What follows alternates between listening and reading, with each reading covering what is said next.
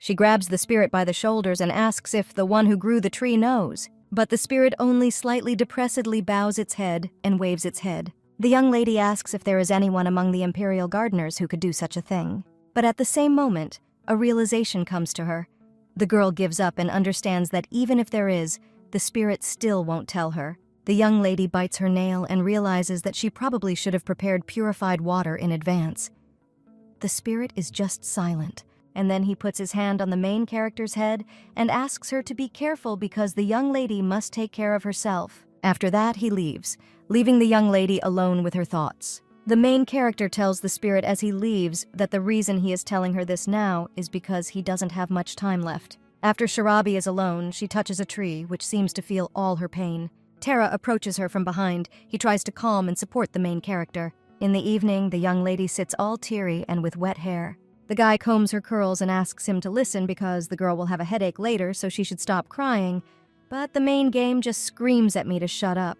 But suddenly her gaze falls on the basket standing on the table behind them. The main character picks up a letter from it and asks where it comes from. The guy replies that it was lying under the door and the young lady was unable to read anything, so he put it on the table. When Shirabi opens it, he sees words of gratitude and a drawing. The young man asks if this is a response letter from that little girl. The main character smiles and says that she thought the baby couldn't really read, but apparently she was mistaken. A young lady looks at a bottle with leaves and wonders if it is tea leaves. But suddenly she is terribly sleepy, so the girl decides that she will understand when she brews them. She leaves the tea leaves on the table and realizes that she is terribly tired today. Tara tells her to at least dry her hair, but he can see that the young lady is really tired. So the guy sighs and doesn't say anything else. A little time later, he enters the main character's room and covers her. The young lady opens her eyes and asks why he doesn't nag her. The guy with the purple hair says that some days you can do without it. Shirabi can't help but laugh at these words. The young man, realizing that she was laughing, blushed a little. He claims that anyway the young lady doesn't have any work tomorrow so she can get a good night's sleep. He then turns to her and wishes her good night and sweet dreams. And a few hours later, the main character is already sitting in the emperor's garden near a mug of tea. Shirabi was summoned to the imperial palace, where she met with the crown prince. The young lady, all sleepy, asks why his highness called her. He casually says that he doesn't know, and then asks if he really needs a reason to call her to him. The main character says that she thinks a reason is needed. But then she realizes that she is a simple person, and the crown prince is sitting in front of her. So the lady with pink hair corrects herself and says that she meant that she wished there was a reason. The guy with ruby hair crosses his legs and says that the girl doesn't know how to hide her emotions, but it doesn't matter because he likes her privacy. The crown prince says that now that he has seen her withering gaze, he can say that he called her for two reasons. The first concerns the preparation of a festival in honor of the founding of the country, because the young lady needs to decide on the concept, and he is interested in how much the matter has progressed in recent days. But the young lady seems to be hurt by these words. The prince continues and says that since he spent a significant amount of money on this, he has the right to receive a report on the work done. The main character says that it is, but dragging a person out of bed is a little too much. The young man with red hair says that he is a busy man, and the one who received the money must adapt to the schedule of his employer. The young lady understands that there is no arguing with this, so she turns to the servant and in a whisper asks Togo to get her out of there under the pretext of urgent work. Well, when the girl realizes that this won't work, she admits that she didn't even start doing anything. But be that as it may, in a week everything will definitely be ready, because the plants will be grown in an unusual way. The crown prince folds his hands and says that both are true, and Shirabi asks if she can now hear the second reason why he called her. The prince smiles and looks away. He claims that, as he said earlier, he is a busy man, but he doesn't even have time to visit the hillside mansion that the girl brought to life. So he tried to console his heart by looking at Shirabi instead. After all, she is so similar to those pink trees. The guy folds his hands and says that after they started talking, they were preparing for a festival in honor of the founding of the country. Then he became interested in something else, after which the guy asks what the limit of her abilities is. The young lady looks at him and thinks that she has never given other people clear explanations about her abilities. Whether it was the power of the earth or the water, people who made deals with it could only speculate.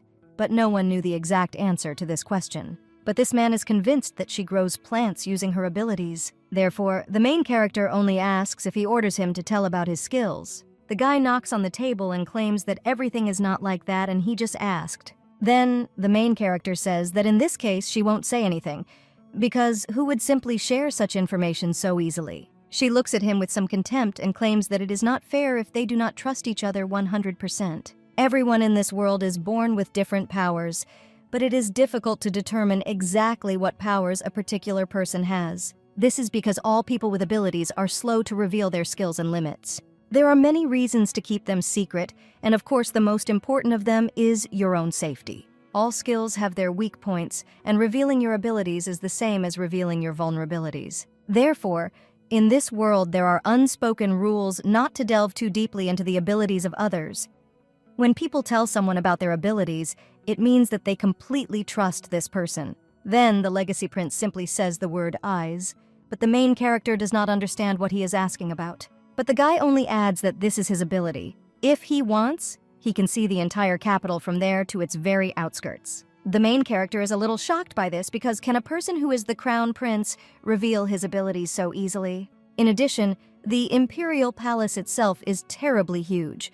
But how capable do you need to be to see the entire capital from there? The main character thinks a little about all this, and then she turns to the crown prince and claims that her ability is that she can talk to plants. The girl constantly developed it, so the range of possibilities in various nuances expanded significantly. A young man with ruby hair asks what these nuances are and asks for an example, but at the same moment, a maid bursts into the garden. She's out of breath and apologizes for interrupting the conversation, but an emergency has arisen. The main character turns around and asks what happened. The maid whispers about all this to the servant. Then he comes to the table and asks Shirabi to listen calmly, after all, in her shop. At this time, the crown prince uses his ability and sees that the entire shop is on fire. Therefore, before the servant has time to finish, he says that there was a fire there. The main character at this moment feels empty inside. Her legs seem weak, so the girl falls to the floor. The crown prince runs up to her. He asks Shirabi to calm down and come to her senses. After this, the young man with ruby hair claims that he will immediately send knights there. But at this time, Terra appears in the air. He takes the main character in his arms and disappears with her. The crown prince realizes that it was definitely Terra just now. The guy is trying with all his might to get to the shop as quickly as possible. The young man with ruby hair thinks a little at this time. He understands that that guy was next to this child. At this time, the main character and Terra are trying to get through the crowd. When they finally approach the burning building, the young lady looks at him in horror. People are trying to put out the fire with water. Some of them are shouting for more water to be poured. The young lady hears the cries of all the spirits. They desperately ask Shirabi for salvation. The main character at the same moment pushes Terra away. The young man asks him to wait stupidly, but Shirabi is already running as fast as he can. In her thoughts, she asks the distraction to hold out a little longer because she is already on her way. But suddenly someone grabs the young lady's hand. The main character screams to be let go. This guy turns out to be the same knight. He says that he can't because it's just hot inside now. He claims that he cannot allow the young lady to fall into eternal sleep. The main character remembers how she died in a past life, and when she woke up, she found herself in this world. She screams that even if a person dies, he can be reborn. The guy with purple hair doesn't understand what she's talking about. Shirabi, with tears in his eyes, says that spirits only have one life. Then the guy can hear the screams of the spirits and asks if there are people left inside. The main character claims that even after hearing the voices of the spirits, the knight tries to stop her, then he cannot be considered a human. After that, she runs straight into the flames. Terra sees this and heads after her, the knight biting her lip. But he decides not to remain idle, so he screams out with a request to listen to him, and then asks if there are people there who have the power of water. After all, this is a complicated fire, and the shop was set on fire by the power of fire. When the main character goes inside the building, she sees a spirit there. She is horrified and asks Togo to wait and promises that she will stop the fire no matter what. But the spirit claims that this is not why he came there. He apologizes to Shirabi and says that he is sorry that he did not give her time to prepare, but he asks her to take care of others. The spirit places his hand on Shirabi's head and smiles sincerely. He says that if a miracle ever happens, they will do it again. But he doesn't have time to finish this phrase as the fire burns his soul to the end. The main character is in despair. She screams that this is not it. After this, he collapses to the ground trying to collect the remaining particles of the spirit. But the spirit of the old tree immediately released all its remaining strength. The flame was extinguished by the rays of light that soared upward. The stop of color was so huge that the entire capital saw it. The spirit of the old tree eventually died out, and although the shop was not damaged at all, the garden burned to the ground. The main character cannot hold back her tears because of this. Tara, seeing this, feels all this pain. He approaches Shirabi and hugs her, but suddenly a drop with magical power falls on the floor. This power spreads throughout the garden, revitalizing all plants. Then the knights come running into the garden and ask where Shirabi is. And when the purple-haired knight sees her, he asks if she's okay. But in front of them, they see a beautiful picture of Tara and Shirabi hugging and a green garden around them. One of the people claims that he used to think that the gardener girl was an ordinary child who was characterized by impatience. But now that he has seen such and such, he wonders if she is the goddess of the forest herself. A few days later, a guy with purple hair claims that the target of the one who started the arson was Shirabi. The young lady says that it looks like it, and she even knows who could have done this, although these are just assumptions. The main character looks at the bottle of tea and asks what is wrong with these tea leaves. The guy claims that after reviving the garden, the girl slept for 4 whole days. During this time, he conducted an investigation, during which he also checked this gift, and it seemed that the tea leaves contained poison. If the girl had drunk tea that day, she would not have been able to escape and would have suffocated in the smoke. After these words, the young lady comes to a realization. She grabs the bottle from the guy's hands. But when she opens it and smells it, she realizes that it is Le Filea. The young man does not understand what she is talking about and asks about it. But the main character says that these tea leaves exude the smell of Le Filea. Shirabi immediately jumps up from the table and claims that he is going to the Imperial Palace because the criminal is there. The guy asks why she decided to go there so suddenly. But the young lady argues that they must put an end to this as soon as possible, and she certainly won't go alone. Tara says that this is natural because he is her companion, but when he turns around, he sees many plant spirits. The young man is a little surprised, and the main character says that someone dared to touch her in the garden, and the attacker must pay for it. Sometime later, at the Imperial Palace, Shirabi says that she has already received permission from His Highness the Crown Prince, and he asked for unnecessary hands-off. The girl remembers the servants and asks if they are all under her control until the end of the festival in honor of the founding of the country. The servant only whispers to the main character whether the prince gave her permission and just left, and she replies that she thinks he is hiding somewhere nearby, and if he meets him, then let him lead him there. After which the main character enters the room with the gardeners. She walks past, examining each of them, but when she approaches the last one, she realizes that someone did not show up. She looks at the servants and asks, "Didn't she say that everyone should come?"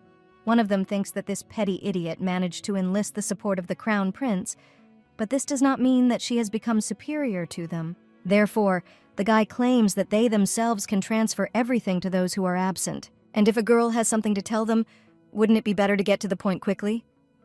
Shirabi, shocked by such impudence, she approaches the guy and asks if he tells him that this is the crown prince, will he also answer in a similar way. The young lady glares at him.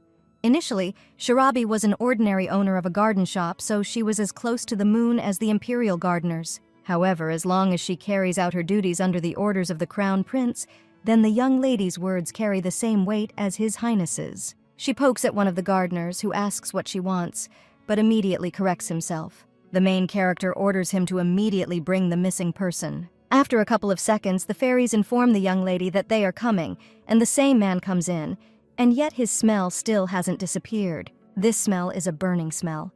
At this moment, a lady with burgundy hair enters the room. As Shirabi suspected, the missing person is a criminal. The main character says that she didn't even think that she could be caught, but her interlocutor pretends that she doesn't understand anything. Then the main character grabs her by the collar and asks if the girl really thinks she's such a pump. She also asks what you were thinking when you looked at the garden on fire. The red-haired lady's eyes narrow a little at such accusations, but she immediately plays the fool and claims that she doesn't understand what Shirabi is talking about. The main character asks if she understands. She lets the villain go and says that in this case she will explain everything to her. The girl uses her power, and plant spirits immediately appear in the air. The other gardeners are shocked by this because those spirits appeared out of nowhere. The main character says that the girl with red hair gave the order to the little girl and got Le Filea, and then sent tea containing her paralytic poison to her home and set the garden on fire. Shirabi asks if she was pleased to see these children suffer and scream in pain. The lady with red hair asks what she is talking about. Doubts begin to creep into the thoughts of the other gardeners. One of them asks if Susan really did this. But the girl says that this is not so and she would never do that. But the fairy with green hair says that she saw her face that day. She woke up calmly in the morning, but the first thing she saw surprised her. After all, it was the same woman, and flames were coming from her hands. The fairy claims that such lies will not work with her. The lady with red hair is shocked. She doesn't know how to respond to this. The main character only comes close to her and claims that this is a decision that was made by all the plants in the capital, and not just her alone. From now on, no plant that Susan tries to grow will follow her plans. Every plant, whenever it takes root, will be set against it. And even medicinal herbs will turn into poison if she decides to use them. After all, this is the verdict of the spirits. The red-haired lady is terrified and falls to the ground holding her head.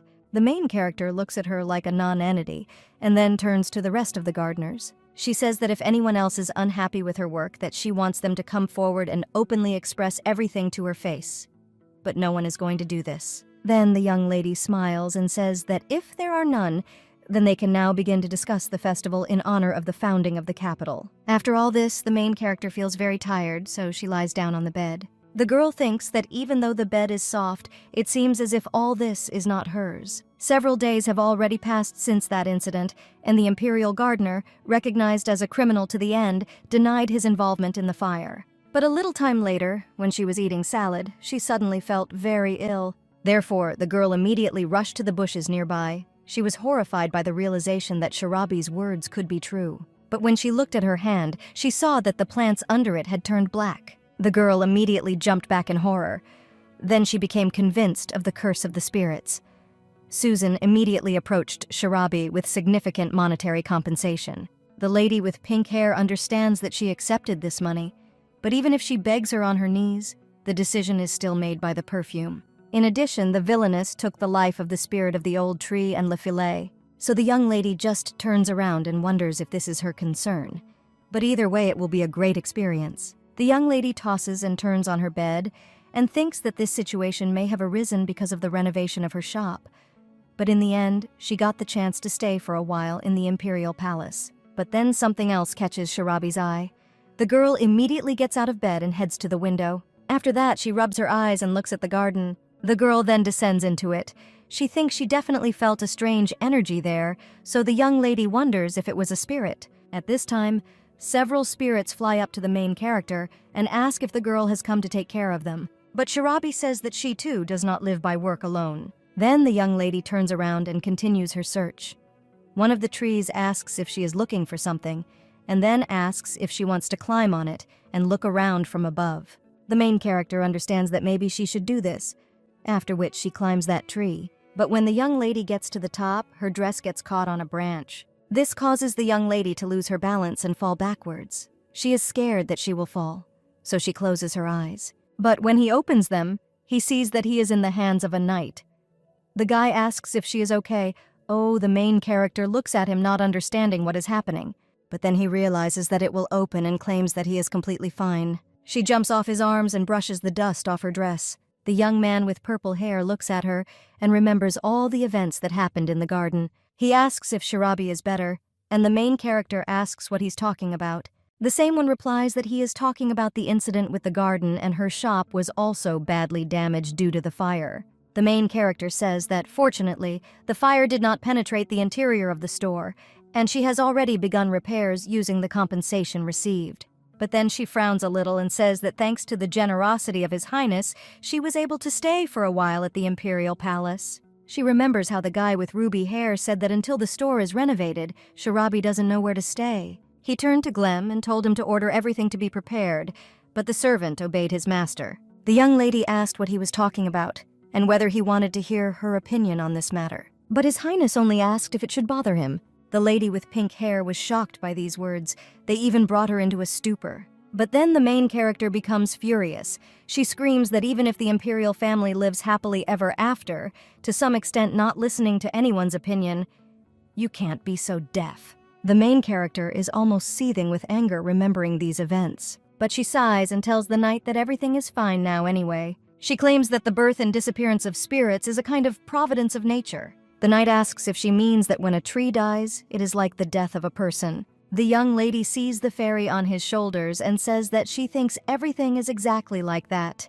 But maybe such an incident is even much more serious than the passing of people from life. The guy kneels down and takes the main character's hand in his. He tells Shirabi with a smile on his face that he is still waiting. He claims that he is talking about the answer regarding the festival. But a moment later, he gets up and says he's glad to see the young lady is okay, then bids her farewell and leaves. Fairies surround the main character. They ask if this is the person who likes Shirabi, and also if he is her lover. The young lady screams that everything is wrong. And then she turns around and says that she should find what she was looking for. One of the fairies asks what the girl is looking for, and the main character replies that she felt a strange energy, and it seems that it belongs to a spirit. But for some reason, the aura is somehow dark and unnatural. A couple of fairies look at each other. They then turn to Shirabi and say that it could be a spirit that devours people's souls. The fairy claims that once a high-ranking person living there touched that tree and has been unconscious ever since. And the fairy also heard that the crown prince, who is very kind to the lady right away with his hair, comes every day to look at the face of his younger brother. The main character says that it turns out that the prince was the victim and asks when this happened. One of the fairies claims that it was about a month ago and he should have died in the West. But apparently, thanks to the fact that he used his ability, he managed to survive. He separated his soul from his body and ran away so as not to be caught and eaten. The main character is shocked by these words. Now she understands that the spirit of the old tree gave her advice specifically about this story. The young lady does not understand what to do and where to find that tree. She continues on her way and thinks about what she should do. But suddenly she crashes her head into someone and then falls to the ground. When she looks up, she sees the crown prince. The guy with ruby hair asks what she's doing alone in a place like this. Shirabi greets his highness, who says that it seems the girl was looking for something. The young lady immediately jumps up and asks what he's talking about, but then says that she was trying to find inspiration for the founding festival of the country because they needed unusual ideas for decorations. The prince just laughs. He says that he did not know that the young lady had enough motivation to volunteer to work overtime and without additional pay. The young lady realizes that she has been tricked into this and decides to tell the truth. She says that she feels some strange energy nearby. His Highness approaches her and asks what this strange energy is. He grabs the main character's hand and asks if she discovered something or if it's just her intuition. But suddenly the guy's gaze falls on something else. The crown prince is surprised because now he can see fairies. One of them flies up to him and claims that it looks like this man is seeing them now. The main character says that the spirits of the surrounding vegetation are now in front of His Highness. The guy with ruby hair remembers how the main character talked about her ability. He lets go of her hand. And then she says that she said earlier that she could hear the voices of plants. But now the ability has strengthened, and she has become able to do even such things. He says that the girl's ability is closer to shamanism than to the field of gardening. A shaman is a person who knows how to communicate with spirits. The crown prince thinks about something and then turns to Shirabi. He tells her to follow him because they need to go somewhere. As they walk deeper into the forest, the lady with pink hair asks where they are going, and His Highness states that they are heading to the garden. The main character is confused. She does not understand why she feels something more than just the energy of other spirits. She looks at His Highness and remembers the dark energy, so the girl grabs the crown prince's hand and tells him to wait. When the guy turns around, the young lady asks if it is in front, and if so, she will go on alone. The guy with ruby hair asks why, and the young lady notes that if he goes to take it off, his body will be in danger. She says that she feels the presence of something dark and sinisterly distorted ahead. But if it is a spirit, then she will be able to study its state. His Highness stops. He thinks whether he should do this. The ruby-haired guy ruffles his hair a little, and then deciding to say that he would look after her from there. When the main character enters the territory of that garden, she realizes that it is very quiet there, and it seems strange to her because she almost does not hear the voices of other spirits. The young lady feels uneasy about this. She turns around but suddenly hears someone's voice. It turns out to be Tara. He tells the young lady not to go any further. The main character asks why he is there and hasn't he read the book. But the guy just comes up to Shirabi and says that he should ask her what she forgot there. My girlfriend didn't return for a long time, and he went to look for her because he thought she was lost. The main character says that she is not lost at all, and in any case, he should also stay away from that place. After all, the tree that is in front exudes quite a strong resentment, so she gathers. But the main character doesn't have time to finish when the guy immediately stands in front of her. He tells the girl not to go there because it is dangerous. But the lady with pink hair only asks how he knew there was danger there. After this, the young man only brings her to the palace. The main character turns around and realizes that there is not a soul there. Afterwards, they approach the doors and Tara opens them. The main character feels an eerie energy emanating from that room. And in the middle of the room lies a man with a blackened hand.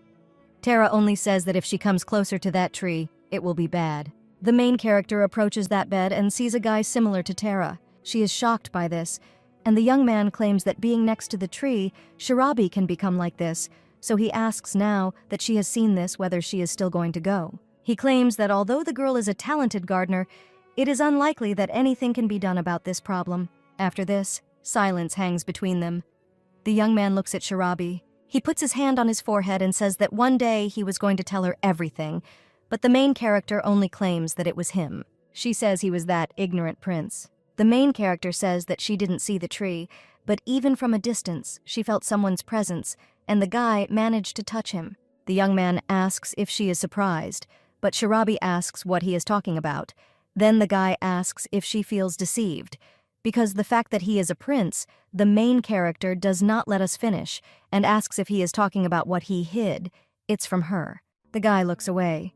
The main character says that she does not like to complicate her life. She asks if the guy has ever tried to hurt her, because she doesn't remember anything like that. Then she asks what problems there could be. The girl says that it is a little different from other perfumes, but she just thought that there must be some reason for that. The guy says that it works out, even after knowing everything, but Shirabi interrupts him and says that now that she knows this, she finds the situation a little strange. After all, even if someone is cursed by a tree for some reason, this person usually turns to a healer, and not to a gardener. The guy just lowers his head. The main character turns to him and smiles and then asks where this tree is. The guy goes to the window and opens the curtains. Then the main character can see that dark energy. When the girl looks closely, she sees a spirit there emitting dark energy. The main character is shocked by what she sees. The spirit woman flies closer to her. She says someone has come again, and then she asks if this is another stupid owner of the ability. The main character looks at her and claims that the girl is not a spirit. The woman approaches her and asks if she can see it, but says something. Whether she is a spirit or a demon, the young lady should not care at all, because the girl will die soon anyway. The woman claims that today she came out to greet the guest, and as soon as she finishes everything with the prince, she will do the same with her. The main character clenches her teeth, and then he turns to Tara and says that he needs to warn everyone about the danger, because this demoness is apparently determined to lure more people and steal their souls. Then the two of them leave the building and the main character sighs. But when she raises her head, she sees the crown prince. The girl understands that, if you think about it, since Tara is a prince, it turns out they are siblings, and now she understands why they seem so similar. The main character tells His Highness the Crown Prince that she is inside, but he doesn't let her finish and asks if she saw Tara there. The young man is shocked by this. He touches the main character and approaches his brother, and then asks how he knew. The Crown Prince claims he found out about his charade when there was a fire at her gardening shop.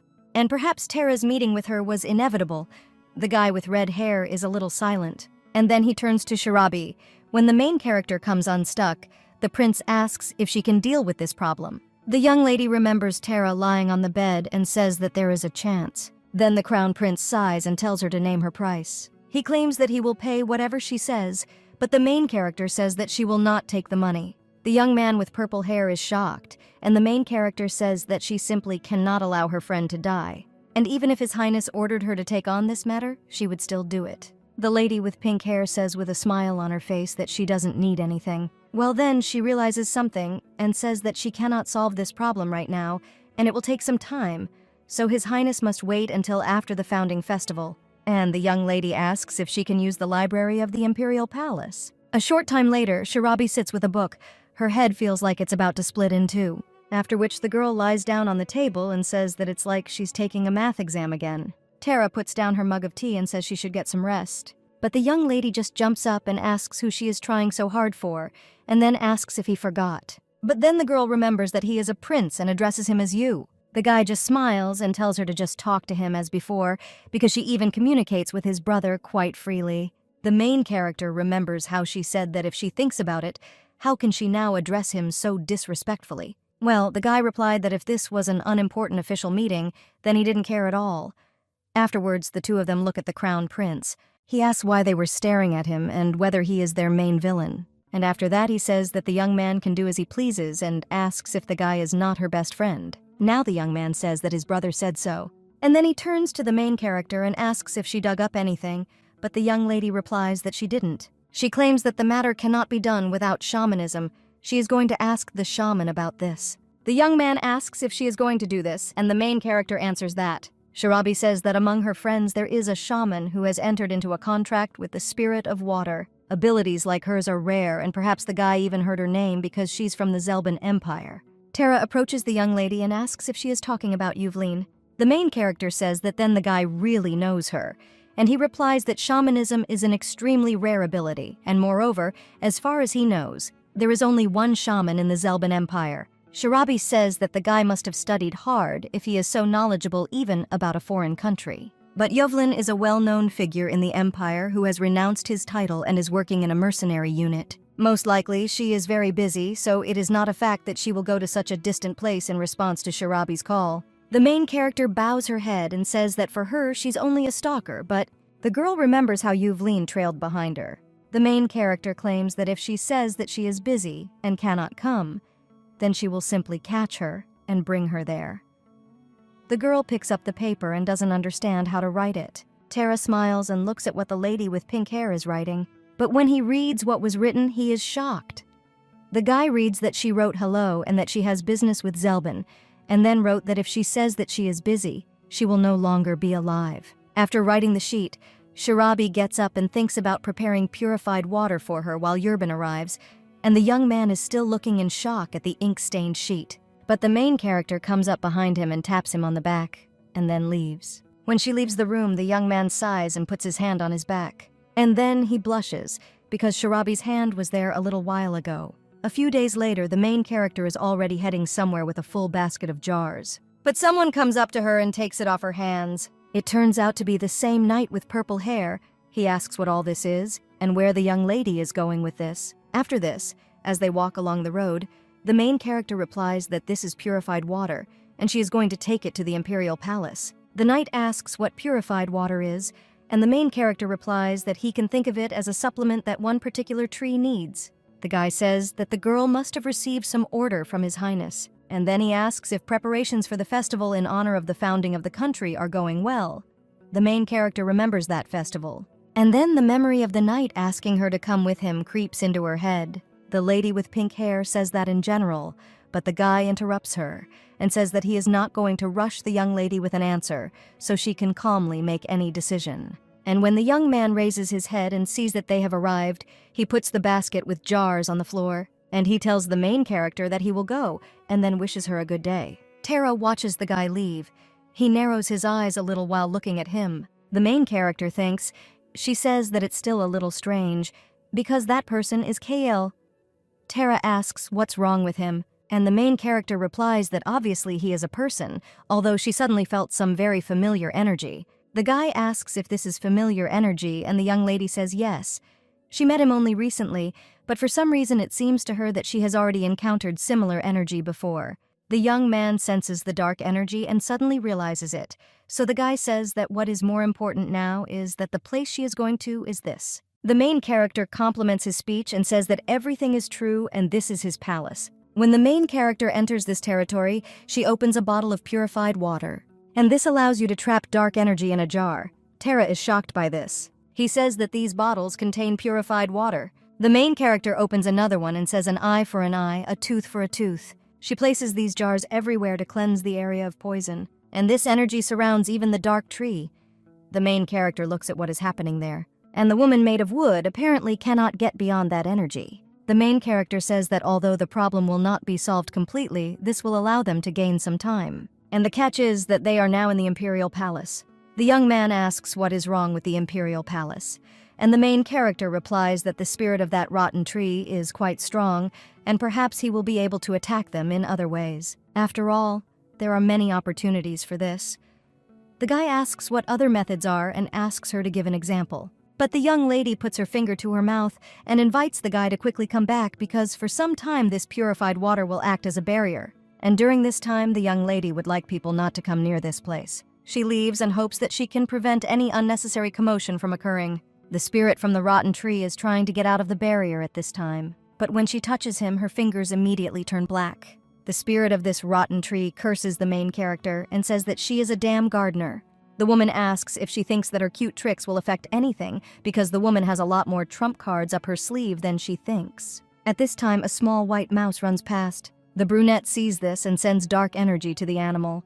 When the mouse smells it, its eyes turn red. The animal sniffs out something and then runs away, apparently with the woman already in control. At this time, the maid is calmly walking with a basket of things. She does not even suspect that the same mouse is standing behind the doors. The young lady continues on her way, and the rodent jumps out at her from behind. Hearing some sounds, the maid turns around. When she looks at them, she sees a rat. She throws the basket of things and screams, but then the door opens behind her, and the white shirt flies away. The maid looks at it in shock, and then she tries to get it. But no matter how hard she stretches, she can't. Therefore, a little later, she comes out with a lamp. A girl wanders around the garden, and you think what the hell this is all about.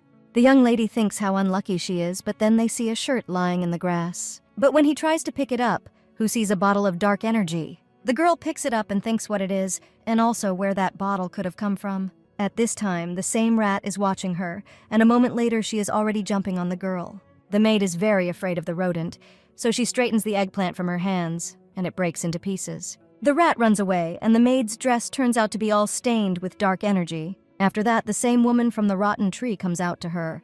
The maid is very frightened by this and screams. Already in the morning, while the main character is sleeping peacefully, one of the knights knocks on her door.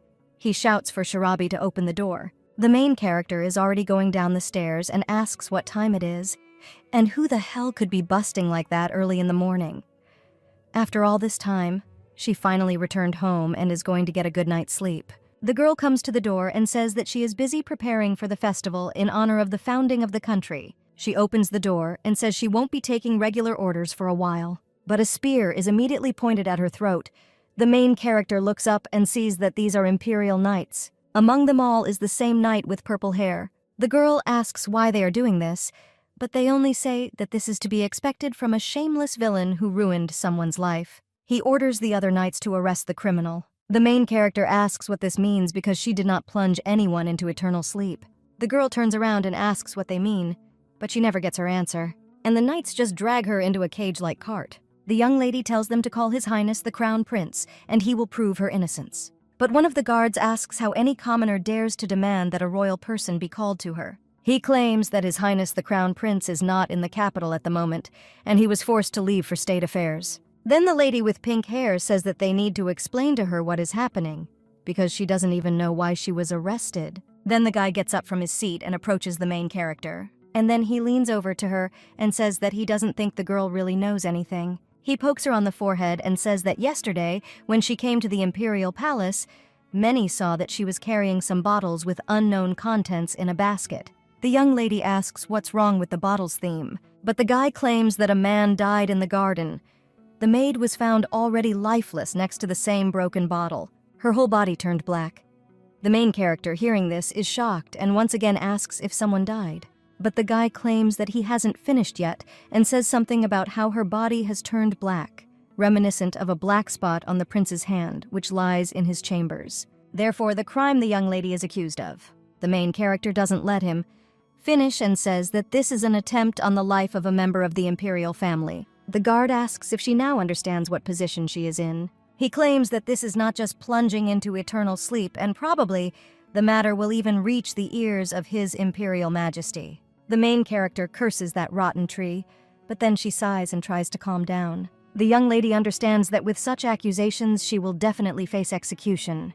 No one knows about the conversation that took place that day between the Crown Prince, Tara, and Shirabi, except themselves. If His Highness the Crown Prince left the capital on state affairs, there is only one person left who can prove her innocence. In his case, the poison was able to absorb an entire hand with just one touch, and now a woman made of rotten wood finished off a man with ease. The young lady asks Tara not to do something stupid out of passion. At this time, the young man's hand twitches, then the maid enters the room with flowers. She looks at old wilted flowers and changes them. The girl realizes that everything has dried up again. She says what a poor prince he is and asks what kind of illness he has. But when she turns around, she sees that the prince is sitting. The girl screams and turns to His Highness, and the guy only asks if His Imperial Majesty is now in the main palace, after which he asks to be told that the second prince requests an audience. The maid is shocked and asks what he is talking about, and then he understands and immediately runs out of the room, obeying his master. The guy understands that the fact is that he can appear to others if he is in contact with Shirabi. He spent the morning rummaging through the trash. He had never been so lucky as today, although the guy had to rummage through the trash to get her hair, but then he hears screams outside the door. One of the servants asks His Highness what business he came there for, but the man just bursts into the room and screams the name of his son. He says that he was informed that Terra had come to his senses, but what does all this mean? After all, His Highness sees two people in front of him. The guy just kneels down and asks his father to order everyone out because he needs to say something, and the conversation will concern a girl who was unjustly locked in prison. The emperor sits down on a chair and says that, in general, to summarize what his son just said, that girl named Shirabi came to the imperial palace solely to help him, and she was absolutely not to blame. Terra says that's exactly how it is. Well, His Highness says that he still has many questions, because his son lost consciousness and cannot come to his senses. Therefore, he asks who would even believe the testimony that the guy gave in such a state. Terra tries to say something, but His Highness the Emperor says that's enough. He claims that he doesn't think his son lied, and he's not going to be happy about the guy standing in front of him like that. Perhaps this is the result of the revelation of the abilities that the boy originally had. His Highness says that he understands what he wants from him and claims that he will order the release of that child, Shirabi. Nevertheless, it will take at least 2 or 3 days to find at least some excuse for such a decision. His Highness says he will go for it, but Terra must keep them in mind when it's all over. Then he will have to give explanations that will convince everyone. The Emperor asks if he understood him. The prince bows and says that yes, he will definitely do so. 2 days later, many scientists had already gathered at the crime scene. The knights told their colleague that the investigation of the crime scene had been completed and he could entrust the remaining work to them, and the guy replied that then he would go to the suspect. When he opened the doors to the dark basement, he began to walk up the stairs. But the young man with blue hair curses that place, because every time he goes down there it chills him to the bone. When the guy approaches the cage with the main character, he takes out the keys. The young lady looks at him and wonders what awaits her. The knight tells her to go out because this is an order from His Majesty. After a little time, the main character is already free. She is breathing a little heavily. Terra approaches the girl and asks what about relaxing first and then starting to work. But the young lady only asks if she has time for this now. She says she was jailed for 2 days, so she lost all her time allotted for preparing for the festival. But for this work, she was paid 1,000 gold coins. And His Highness the Crown Prince will also be back soon, so the young lady continues her work. The guy wants to object to something. However, the main character says that she doesn't want to hear any buts. And besides, the girl turns around and points to the other gardeners. She claims that that company is boring into her with their evil glances. One of the girls approaches her and asks if Miss Shirabi is really sane. The main character turns around and says exactly. Then the girl points to the empty pots and asks what they are and whether the young lady wants them all fired. A couple of people pass near those pots. One of them asks if it wasn't said that there will be a parade there. The authors say that it looks like the current festival in honor of the founding of the country will be simple.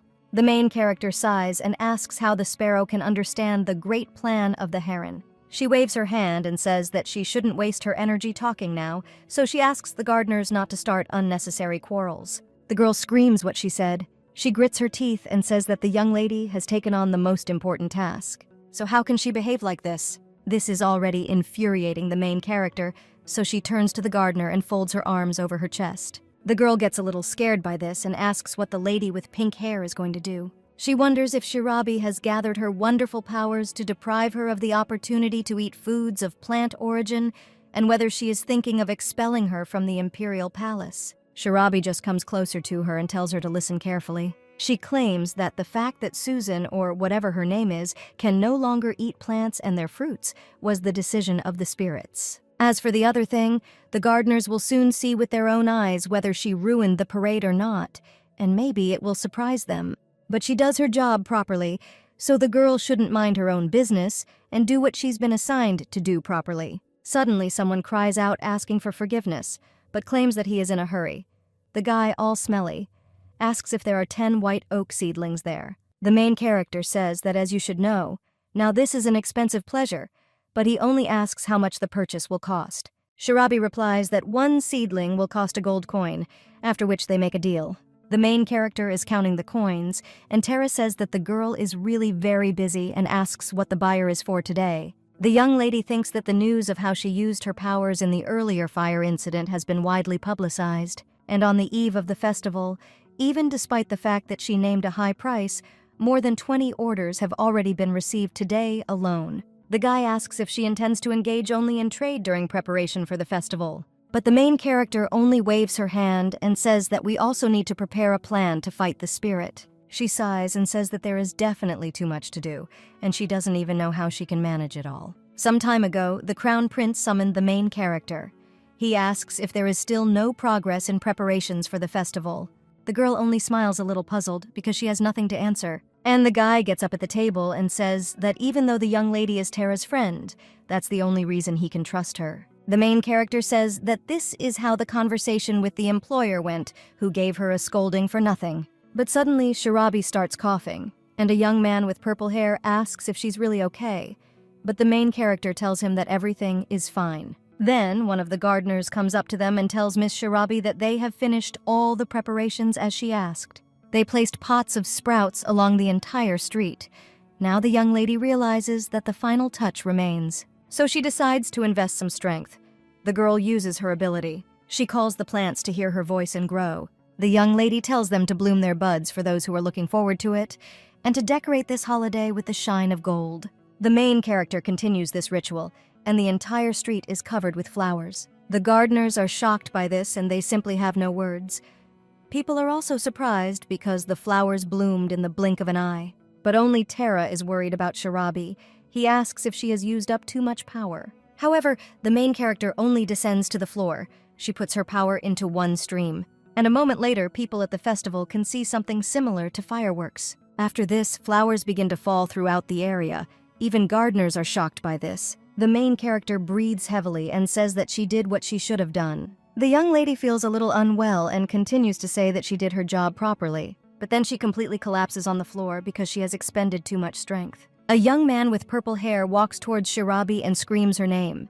He places her head on his lap, and then he puts his hand on her forehead, after which the guy removes his hand and says in horror that the girl is all on fire. And if you think about it, she hasn't given her answer about the festival yet. Everything is swimming in the eyes of the main character, and one of the knights screams that the parade will begin soon. Tara looks at the young lady worriedly and tells her not to worry. He removes her hair and claims that he will take her to the room, so he asks her not to overexert herself and take a good rest. That same evening, the two of them, sitting near the window, watch the fireworks. Tara seems very happy because he can finally spend time with Shirabi.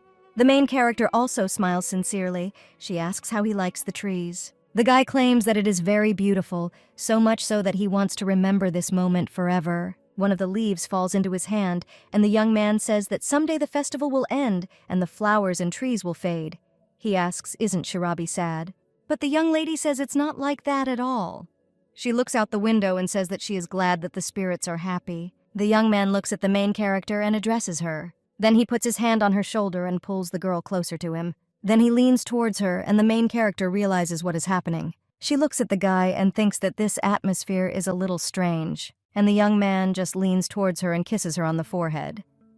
From this, the young lady is in complete shock. She does not understand whether they are from Tara, but suddenly she wakes up in her bed. She breathes heavily and gets up. The young lady realizes that it was a dream. She, sitting on the bed, puts her hand on her head. But at that moment, the door to the young lady's room opens. It turns out to be a young man with purple hair. The guy asks if she's woken up yet, and then puts the tray of porridge on the chest of drawers. He puts his hand on the young lady's forehead, and then says that even though she took the medicine, her forehead is still hot. The main character asks what kind of medicine this is and why she needs it. Tara replies that she fainted due to illness, and then asks if she remembers it. The guy claims that this was to be expected because she spent 2 days in a dungeon where there is clearly no heating and completely forgot about her health because of the festival. He claims that their young lady used too much magic yesterday, but Shirabi waves her hand and says that's not what she's talking about, and then asks where the guy got the medicine from. The same one claims that the spirits of gardens love to live next to medicinal plants. And then he went to see his mentor. Suddenly, the main character remembers something very important. She crumples the blanket in her hands and screams that she completely forgot about the festival. Then he turns to Tara and asks if it's over already. The guy replies that the festival was just great and asks if the girl is worried because she never gave her answer. The young lady cries out that of course it is, because this job required at least 1,000 gold. But then the main character feels a little bad and falls face down on the bed. The first thing she sees when she opens her eyes is Tara. He turns to Shirabi and asks if she is okay. He holds the young lady to prevent her from falling onto the bed and argues that she should stay in bed a little longer.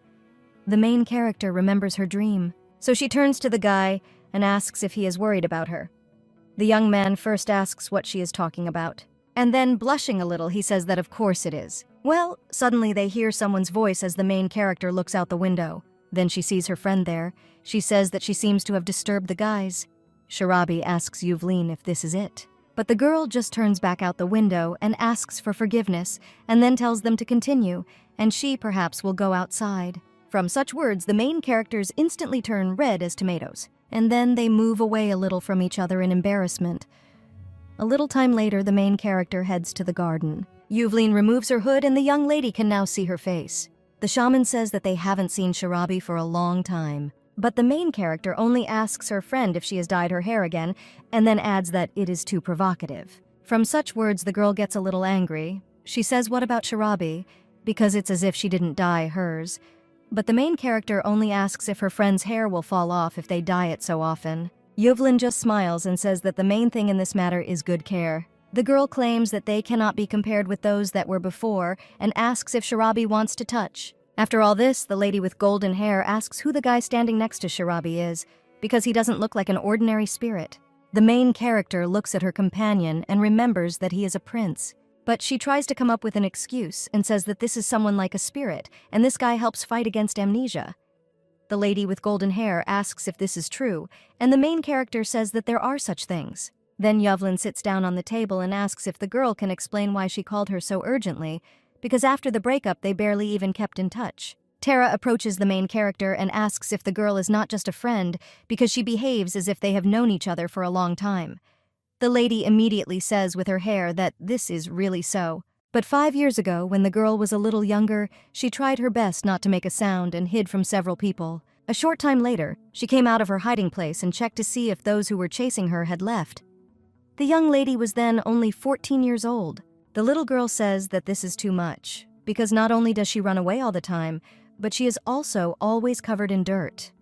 This was a few months after Shirabi separated from her parents. Creditors unexpectedly came to their house, but when their family ran away, the baby got lost and was stuck there alone. Suddenly, someone approached her from behind and asked if the girl was a thief. When the main character turned around, she saw a lady with black hair there. Shirabi had often seen them in her world, but here she saw them for the first time. The little girl says that she is not a thief at all, but the young lady asks why then the girl is on the run. Well, then she sighs and says that she will believe it, but then asks why she is being persecuted then. The girl says that her parents, but then falls silent and thinks why should she tell that girl the truth, because she looked very suspicious. The young lady was already counting how much she would be paid for the girl, so the little girl thought that the girl could turn out to be one of the mercenaries of those creditors. Therefore, the girl with pink hair asks whether, before asking questions to strangers, you shouldn't first introduce yourself. The brunette says that this is true and apologizes. She pokes the baby on the cheek and says that she is so cute. Yes, it is said so strictly. The young lady says it looks like it's getting too noisy and claims there's an interesting situation brewing, after which the girl says that her name is Han Sujin, but then she remembers that it's difficult for people here to pronounce such things. The main character is shocked by this. She doesn't understand whether it seems to her or not. But the brunette only says with a smile on her face to call her Yuvlin, and then asks why the little girl is so surprised. And the main character remembers this name. She asks her to repeat her name. But the brunette just bends over to her and says that if it's too difficult, then the little girl shouldn't strain herself, because she said that they could just call her Yuvlin. Well, the girl can't believe it because this hasn't happened in the last 14 years, and this name is definitely not from this world. Therefore, the main character claims that her name is Lee Ji-yun. The brunette is a little shocked by what she heard, and the lady with pink hair only adds that she can call her Shirabi, and now she believes that she can ignore her previous words. Han Sujin, whose middle name is Yuvlin like the main character, remembered her past life. In it, she was on Earth, in South Korea. She lived there as a 20-year-old girl. But the last thing she remembers is drinking with friends, and then, for an unknown reason, she died. Be that as it may, meeting Yuvlin was a salvation for the lady with pink hair. She talked to her while chewing bread. The little girl said that this is how her friend died while drinking beer. And the brunette replies that she was always just terrible when she was drunk. Well, then she asks what about her? And the main character claims that when she was coming back from a math exam, a child ran out of some building and pushed her hard. The lady with black hair just laughs and says that it looks like the girl is not very attentive. Natalie just screams, whoever is talking. The brunette gets up and says that when you want to be reborn, fate is usually favorable to you, and it's unlikely that Shirabi's destiny is to be caught by creditors. Yuvlin claims that she thought her hair color was left over from her past life. The main character just sighs and says that's how her hair is. But then he turns to the girl and says that since there is such a connection between them, maybe she will shelter her, and then asks where she lives. The brunette says that she can shelter her. So, albeit not for long, but thanks to her the main character found shelter. True, this shelter had the small disadvantage of being the headquarters of the mercenary troops of the Empire. Yuvlin opened the door and shouted to her father to see who she had brought, and then screamed that they had a guest. Now the main character remembers this. It's like she's in another world. Tara waves her hand in front of her face, and then states that Shirabi, of course, is telling a good story, but it looks like she's really daydreaming. The lady with golden hair says that her friend is always like this, and it was at that time that she decided to create a garden. At 14, they even proposed to her, and it seems that this guy's name was Matthew. Tara screams in shock whether this was a proposal, since the girl was only 14. Yuvlin Jean can hold back her laughter at this. But then she tells Shirabi that since she called her, she should tell her what's going on, because smarter people don't have much free time. The main character says that she knows, but this is an urgent matter in general. The main character pulls a young man with purple hair to her and says that he is a spirit and that this is just an astral shell, but his body is also alive somewhere. The lady with golden hair asks what she is talking about, and then begins to look in different directions, asking where the spirit is. But the main character just removes her hair from him, and the guy immediately disappears. The lady with golden hair asks in horror if the spirit is serious, and the main character says that she thinks that he simply lost his living body, and for some reason he cannot return to it. The girl grabs her friend's hands and says that's why she needs her help. But when they come to that very forest, the lady with golden hair says that it is very far and she doesn't feel anything.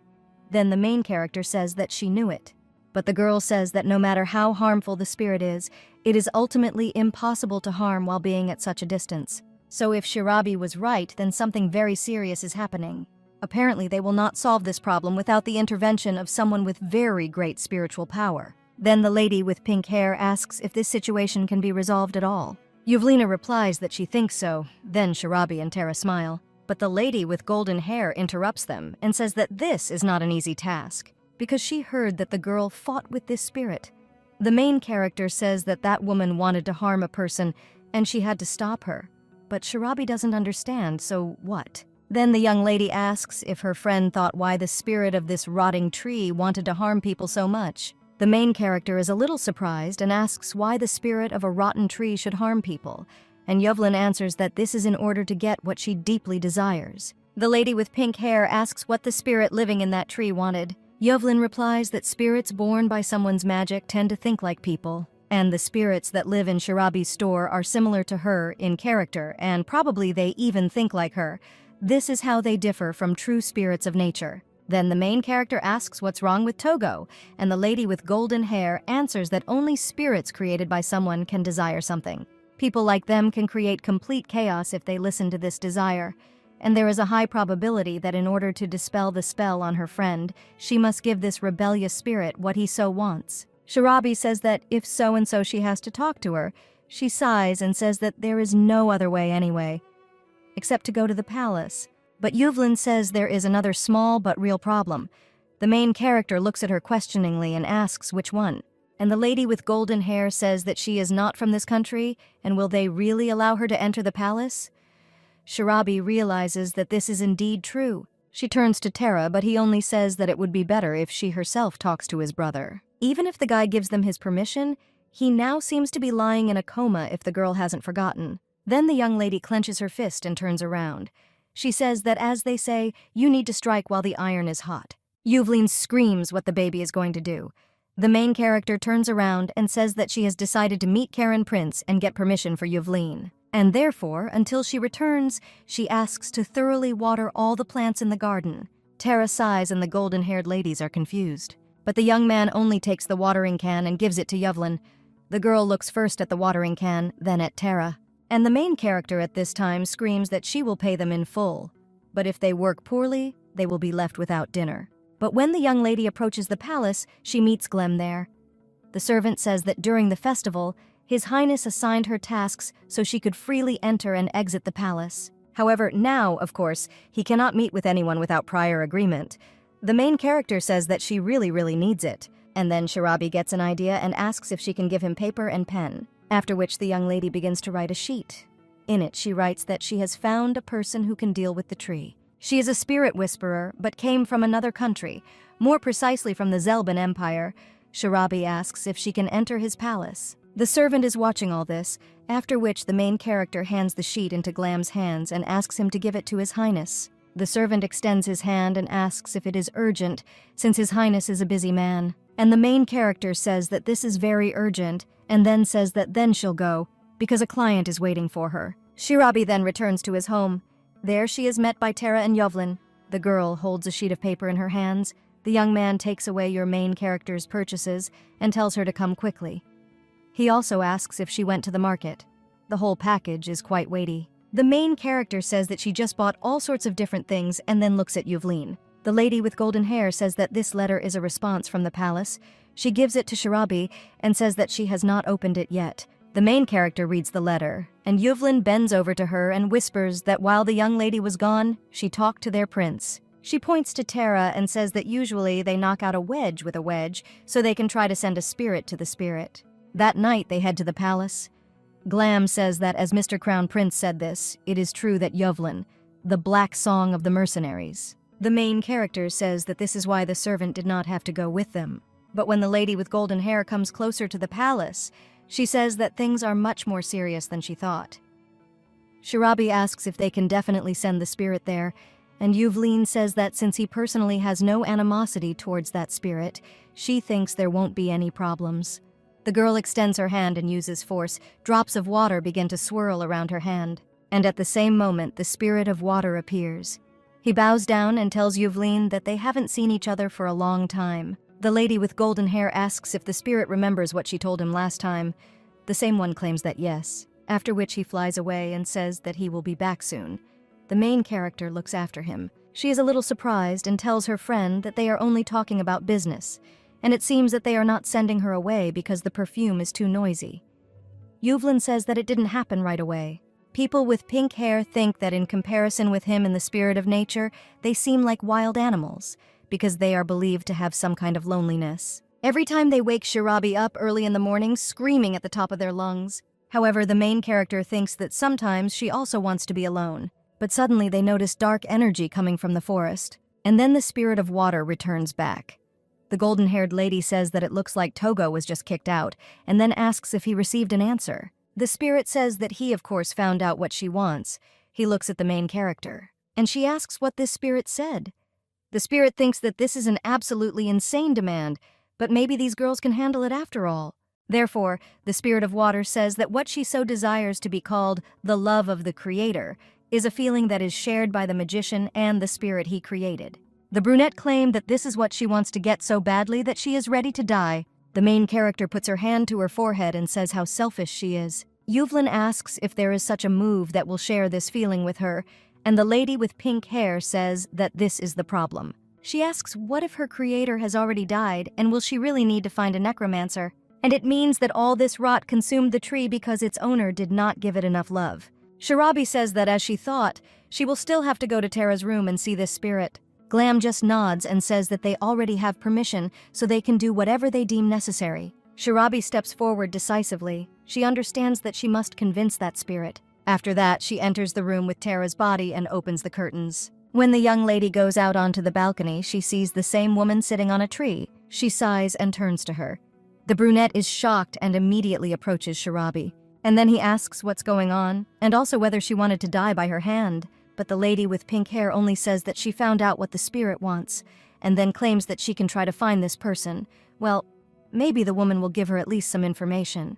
But the spirit of the rotten tree only screams so that she does not laugh at her. And then he asks if the girl wants to destroy her so much that she will go looking for a man about whom she knows absolutely nothing. She looks at the lying prince and says that if she dies, then her friend will wake up. Shirabi says that she is right, even too right, because she doesn't care what to do with the woman, clean her or finish her off so that Tara can live on.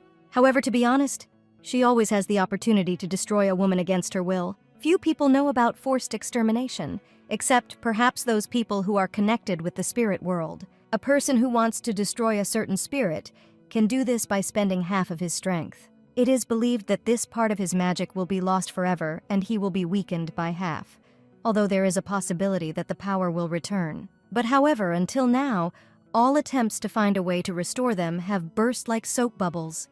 Therefore, most spirit spellcasters do not even think about performing this ritual of extermination, and think about it only as a last resort when it comes to a matter of life and death. So the young lady asks if the spirit of the rotten tree wants this. After all, if so, then there is only one option that will suit everyone because the spirit is sick. The woman clenches her fists hearing this. Shirabi says that she doesn't know why she wants to feel love like the one her creator could give her, but she wants to find out. The brunette asks if she really wants to, and the main character nods. Then the woman extends her hand to her. Tara and Evelyn are excited about their friend, but the woman with black hair only envelops her in dark energy and says that she will tell her about it. And if a girl really wants to end everything the way it would be best for both of them, then let her follow her. The main character is enveloped in this dark energy, and after a little time, her eyes become dark. After this, the young lady wakes up on the balcony of the same palace. She realizes that it seems she has not died, and then she hears sounds from behind, so the girl heads into the corridor. When she goes down the stairs, she thinks that it looks like the building where Tara is, only everything looks a little different there. Then the girl sees energy coming from the doors, so she heads into the garden. There she sees a young man with brown hair.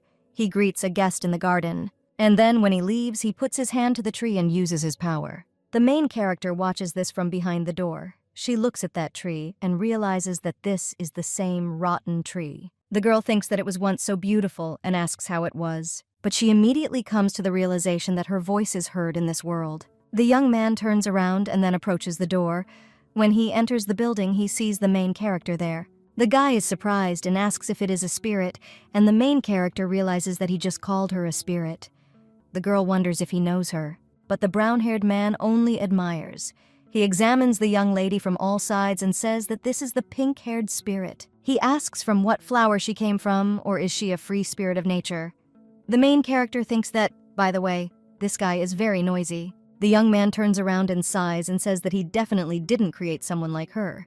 Shirabi understands that the guy is fine without her answers. The same one turns around and says that he thinks that she does not have any special abilities, after which he kneels and turns to heaven. The guy says that the day has come when he met the spirit of nature. The main character relaxes a little and asks if he is a spirit charmer. The young man says that she guessed right, also claiming that he is a court spellcaster and his name is Caliph. The guy shakes her hand and says it's nice to meet you, but the main character's gaze falls on something else. She sees a tree there with pink petals. The young man says that the girl is probably a tree spirit, not a flower spirit. He approaches the rose tree and says that it has been a long time since he saw it bloom. He also claims that the lady with pink hair looks a lot like a flower bud. The main character does not understand what the hell this is, because the Korean cherry did not exist in this world until she created it, and moreover, Caliph. This is the name of a spellcaster who lived several centuries ago. He was very famous among his colleagues. The guy even wrote his own autobiography to share his knowledge with others, especially with people like her, spellcasters capable of understanding plant spirits. Apart from this book, there is practically no information left about him. The main character turns to him and says that she has a question. The guy claims that it looks like she was recently born and she is interested in a lot, but he asks what the girl would like to know. The young lady claims that he said that he did not create her and therefore assumed that she was unlikely to have any special power, so she asks what that means. The guy approaches the tree and claims that he has been taking care of it lately. After this, his spirit appears from the tree. The main character understands that this is the same woman from the rotten tree, And the guy says that the spirit living in him has two abilities at once. The first is the gift of showing what she herself saw, and the second is allowing another person to personally experience the events of her life. Shirabi realizes that she too can grow trees, however, spirits have never yet developed special skills. Her two abilities are quite similar, but they are inherently different. It turns out that the main character was able to end up there thanks to her powers. Caliph's voice pulls her out of her thoughts. The guy claims that he will go and come back tomorrow. He also says that then they can all have fun together and says goodbye. After this, Shirabi and the woman made of wood are left alone. A lady with green hair addresses the main character.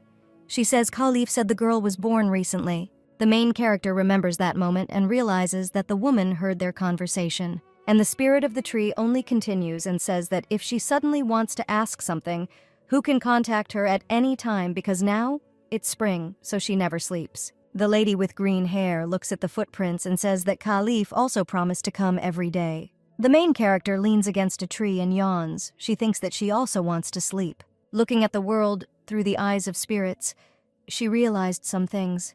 They cannot stray far from their tree, and their time flows incomparably faster than human time, but all they can do is just stay in place until someone calls them. When spring comes, the main character wakes up. She stretches out from her sleep, but when she turns around, she sees the same lady behind her. She looks very upset. The woman says that Caliph still does not come. The main character asks how long he has been gone and thinks how much time has passed. The woman with green hair asks what she is talking about and wasn't the girl waiting for him. The main character says that it was winter and she slept all the time. But the woman just grabs her by the hands and asks how this is even possible, because the spirit of nature. But suddenly one person approaches them from behind. The woman with green hair turns around, and when she sees him, she immediately smiles. She joyfully screams the name Caliph, and then immediately runs to him and hugs him. The guy apologizes because he said that he promised that he would visit them more often. The spirit of the tree says that everything is fine because he will come more often from now on. The girl asks if this is so. The main character, looking at him in shock, understands that from the side of a spirit that has been living for hundreds of years, people die too early. Caliph says that he is there today to give them the last gift. The main character realizes in horror what he is talking about. She comes a little closer, and the man uses his powers, and various plants immediately sprout in the garden, after which the guy falls lifeless. The woman with green hair cannot hold back her tears. She sobs in despair because Caliph was the most important person in her life. The main character understands her pain, but even after that, time continued to pass. Unlike other spirits in nature, the one that was created by the Caliph could not fully come to terms with his death. When two guys were walking in the garden, they noticed an ebony tree. One of them asked if this tree was angry. He came closer to it and said that he would not be able to bring it back to life, and perhaps insects had infested it and ate it from the inside. The guy asks if it would be better to just cut it down without waiting for spring. The other agrees with him, but notices something strange. He tells his friend that his hand has turned black. The blonde doesn't understand what his colleague is talking about at first. And then he turns and looks at his hand. But while he's doing this, the spirit of a rotten tree appears behind him. The guys are frightened by this and immediately begin to run away, but their attempts are in vain. All efforts to get rid of this tree were unsuccessful, be it fire or poison. So it has been with the attempts of any capable man. The spirit of the rotten tree realized that no one understood how she felt after losing her owner. Even the shkets he raised simply forgot about him. The girl thinks whether this is even possible here and how, after the loss of the owner, you can continue to live as if nothing had happened. But one day she felt someone walking in the garden. She turned around to look, and this turned out to be Prince Terra. The guy was walking through the forest with the servants. The young man claimed that he wanted this palace because he liked the local garden. Glem turns to His Highness and says that it is quite dangerous there. But the prince does not listen to him and says that the trees located in this garden are familiar to him, and they are similar to those that were in the mansion where he and his brother lived for some time. After which the main character watches the guy enter his new palace. The spirit of the rotten tree says that the girl also lives there for quite a long time. A woman comes down from a tree. She says she doesn't want to be there anymore after sacrificing someone. She says that the lady with pink hair, other plants around her, and other people are suffering from her. The woman says that if the girl is also a spirit that has existed for several centuries, she asks if she can finish her off before she becomes even more annoying.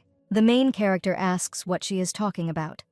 The woman says that they are forcing her to do this because it will have a bad effect on her. But people will continue to try to get rid of it, so in any case, the woman will not be able to hold out for long. The spirit of the rotten tree says that if they all fail or give up, then nothing will work out. The main character looks at the woman. Now she understands why she couldn't commit suicide. After all, this is all because Tara is not one of those who will thoughtlessly cut down trees just because they are ugly. The guy kept growing.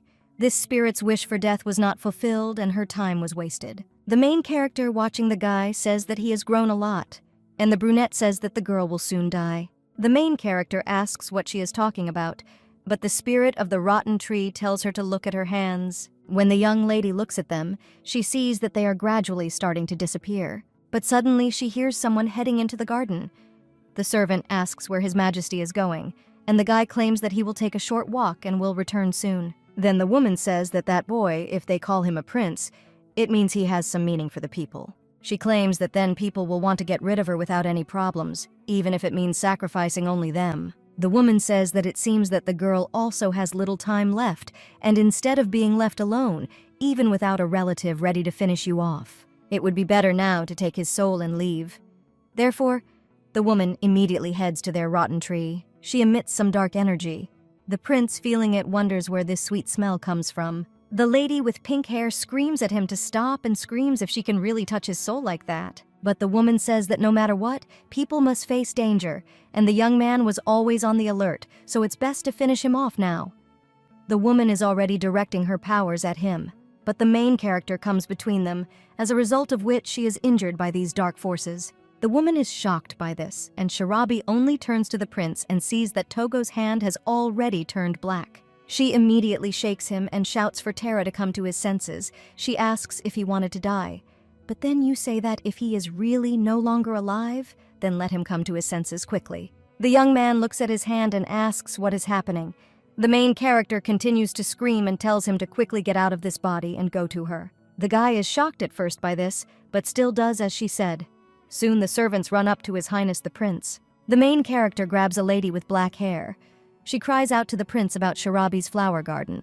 The girl begins to dissolve and tells him to be sure to remember Shirabi's flower garden. After this, the young lady wakes up on the sofa. She gets up and looks where she is now. But the first thing she sees is His Highness the Crown Prince. The guy asks if she woke up, and then he says that the girl manages to sleep even in such cold weather. He claims that he wanted to take her to the bedroom, but there were too many people to notice. The main character dusts off her dress and says that it's okay. Apparently, because the sofa is made of good material, her lower back does not hurt. She smiles and says it seems better than the bed in her house. After which, the girl heads to the door, and the prince asks if she is leaving already. If so, when will she come again? The main character turns around and says that she needs to find out something, but nevertheless, she will look at him within a week. The guy with ruby hair asks if she and that girl will come by. He then raises his hand to call the servant. Glam comes up and tells His Highness that he is listening. The Crown Prince tells him to act according to the situation, and at the same time assign the young lady a knight to accompany her to the appointed place. Servant says it will be done. After this, when the young lady heads down the corridor, she sees a familiar knight there. He greets my lady with a smile, then he takes her to her shop. The main character thanks Togo for accompanying her and wishes her a safe journey. The golden-haired lady asks who that guy is, and Shirabi replies that it's a knight they know a little. But the main character claims that this is not the case, because when she entered, she noticed an extremely unpleasant man standing in front of the door, so she asks who it is. The golden-haired lady turns around and says that it became quiet there for a while the Imperial Knight was here. But it seems that the man came to Shirabi. The main character asks if this is for her, and Yuvlin replies that, yes, and this is most likely a client of the flower garden. The main character says that the garden is now. But before he can finish speaking, he hears someone banging on the door. The man knocks with all his might and screams for the girl to quickly open the door. He screams that he knows perfectly well that there is someone there. And then she shouts that the client is waiting outside, and she has the nerve to pretend like she doesn't know anything, after which he loses his temper and breaks through the door with his foot. The main character is shocked by this. She understands that that freak broke the door, after which she immediately opens the doors and asks what he allows himself. The guy screams that no matter how much he called, no one bothered to answer. Shirabi is also furious. and says that there must have been an announcement that they were temporarily closed and not working. She says that she shouldn't barge in like that, but the man just laughs and says, doesn't he know that her client is the king himself? The main character thinks how impudent he is. She says that, however, in her store, she is the queen. The girl looks at his badge and says that because he thoughtlessly broke into a closed store, this can be considered an attempted robbery. And the fact that he broke the door also constituted an encroachment on private property. In addition, the guy is not a regular customer. She asks if he is an employee of Count Pripania. Shirabi asks if he could have guessed that for noble families with whom trade is regularly carried out, there is a separate way to contact. The man doesn't know what to answer to this, and the main character says that no matter how noble the family is, if they enter into a relationship like this, then there can be no question of any offer of cooperation.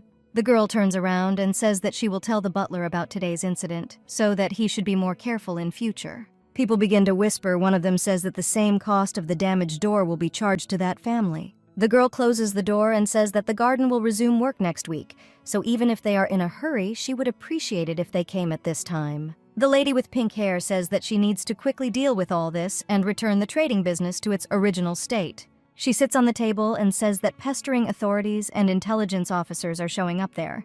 The lady with golden hair asks which scouts we are talking about. Shirabi looks at her and remembers something about it. A short time ago in the royal palace, she met a knight with purple hair, the same one greeted Milady. The main character happily says that they haven't seen each other for a long time, and then she apologizes for the incident at the festival. The knight puts his hand on her head and says that everything is in order, because he was told that the young lady fainted. He invites the main character to talk along the way, because he must protect her, and he would also like to ask her about something. On the way, the young lady asks what he wanted to ask her, and the guy thinks a little, and then he asks if the young lady were offered to go to another country. What would she do? Shirabi asks if he is talking about intelligence officers, and then asks which country exactly. The guy says that this is the quality of his guess, but, for example, what about the Varabis Empire? The lady with pink hair notices that he is being too specific. But the young man claims that he was only setting an example because my lady is very talented. Now the main character is sitting on her chair and says that there was just one thing. She says that she hasn't opened a store for a long time, so the man isn't the only one who's unhappy about it. The golden-haired lady says that the point is that these are not the last flower gardens in the area. People who are going to have the work done elsewhere have already found the right gardener. Those who will be waiting for the store to open probably hope that she will be able to somehow cope with their orders. The main character opens the door and decides to end this as quickly as possible. When she enters the garden, she is immediately greeted by fairies. They ask Shirabi if something happened. The main character only turns to them and asks if they are suffering from a lack of love. But the fairies only ask what it is. The lady with pink hair wonders how to explain this. She asks the fairies if they know the rotten tree located in the imperial palace. She says that she means the doha of that tree. After this, the main character explains the whole situation. The fairies say that then, from the very beginning, she needed to explain step by step, because how do they know when a girl, out of the blue, talks about some kind of lack of love? But the girl just screams that even if she explains it like a dog, they still won't understand. But the fairy just looks at each other and wonders what doggy style means. The main character puts her hand on her forehead and decides to simply remain silent. But one of them says that one way or another, perhaps her guess about the lack of love is correct. The girl said that the spirit that was born in the hands of the caliph has 2 abilities. If this was the case, he probably wanted more attention than others. If it is a spirit born in the hands of a person, then the stronger it is, the deeper its connection with the elemental. However, human life is too short for this spirit. Therefore, even after the death of the owner, he will not be able to come to terms with this. Maybe it was because she wondered if she would find him again if the guy was destined to be born again. Shirabi then asks what she should do, but the fairy with a serious expression on her face tells her to get rid of her. After all, the girl said that such a powerful spirit needs love so much that it is ready to kill itself. If the lady with pink hair participates in this, she may also die. The main character wilts a little. She says that she also wants to leave. But there are reasons why this is impossible. Moreover, she cannot leave her because the woman is very similar to them. The fairies are shocked by this. The main character told her to stop. But even these little spirits that are in flower pots know what the spirit of a rotten tree has to endure, because they had exactly the same heart to take care of the owner who woke them up and raised them. The fairy says that Shirabi can leave on her own. The main character doesn't understand what she's talking about. And the fairy claims that she said that a woman wants to be loved by someone who has similar energy to the person who created and raised her. In this case, wasn't it about the love of the caliph himself? After all, Shirabi has energy that is similar to the energy of caliph. The main character looks at her hands and asks if this is possible with her strength. She tells the fairies a little sadly not to be the same, because they cannot become the same as the spirit of the rotten tree, even if she disappears later. The fairy just sighs, flies closer to the main character's ear and whispers something there. This makes the young lady smile sincerely, and later that night she and Yuvleen go to that garden. The crown prince says that, as the girl said, all the exits from the imperial palace are locked, and the people from the palace also have all the servants left, apart from the essentials. The guy with ruby hair asks if she can handle it, and Shirabi replies that she will try until she succeeds, and then you say that this is not so, and says that she will cope with it no matter what. She slaps her cheeks and says she's off then. The spirit of water is watching them from above. He uses his powers and disperses dark energy. Yuvleen tells the main character to run away immediately if she senses danger, and let her not think of being a hero in vain. The lady with pink hair smiles and says that she didn't mean to. The girl asks if she is not one of those who does only good things for others. She then looks ahead and thinks that she will be fine because she promised Tara that she would definitely come back. Suddenly, a lady with black hair appears. She says that since the girl returned there again, Tony really wants to say that she found what she wants so badly. The young lady says that she herself is a bit of a genius, so she does not forget what she was once told. However, she says that if a woman wants to get what she wants, then could she calm down the energy that comes from her a little. Although the woman looks unperturbed, in reality she can barely restrain herself from snatching what she wants. The woman waves her hand, and the energy dissipates. Then the main character sighs and comes closer to the tree. The girl understands that if from the very beginning this was the only solution, then she must clarify this. So she spreads her arms to the sides and tells the spirit of the rotten tree to come to her. The woman is a little shocked by this and asks what the girl is going to do, but the main character uses her powers and says that this is what the woman wants. Although it is not clear what was the cause and what was the effect, part of this power came from him. The last moments of Caliph are the energy of life. If a girl loved her master so much, she would be able to recognize him. A small clot of energy flies up to a woman with black hair, and when she touches it, her hand gets rid of a black mark. The spirit of the rotten tree asks Caliph if this is it. Her legs immediately begin to move. And then, the woman runs up and hugs the main character. She still has black energy, which is a little harmful to the main character. The brunette sobs and says that she really missed Caliph. The main character apologizes. She says that she is not the Caliph because, unfortunately, the dead do not return. The main character says that even knowing this, the woman could not cope with her loneliness, an empty palace and gardeners who left this place. Since then, no one has returned. The woman is a tree planted to please the eyes, and she must have wanted people to look at her when she was blooming beautifully. The girl tried her best to grow very beautiful flowers that smelled delicious. She told everyone to come see and take a walk at the same time, but no one was there. No one heard her call. The lady with green hair asked for someone to come. She soared high, and when I did this, I saw the maid. The spirit of the tree shouted to her to come, but the girl did not hear it. Then the tree spirit used a little wind, but the maid only asked what was going on with the weather and ran away. The green-haired lady understood that ordinary people did not hear her voice, but Caliph was special. And now she was left completely alone. Then that despair settled in her. Now the woman is shedding her black tears, and at this time the spirit of water is trying with all her might to drive away the dark energy. The main character hugs a woman and thinks that there really is no limit to this. The girl thought it would be hard, but she doesn't understand how long it will last. The spirit of the rotten tree says just a little longer, and the main character wonders what she is talking about. But then he sees that the young lady's hair is beginning to return to its normal state. After that, she says with a smile on her face that they should have met earlier. The main character says that if the girl is destined to be reborn, she hopes that then the spirit of the tree will grow in love. The young lady knows that beings like spirits are not meant to live another life, but she couldn't say anything else. Shirabi thinks that aside from her origins, her life is too much. The young lady says they have to go now that the woman with green hair has been there too long. The tree spirit thanks the main character with a sincere smile and then disappears forever. Afterwards, Yuvleen approaches the young lady.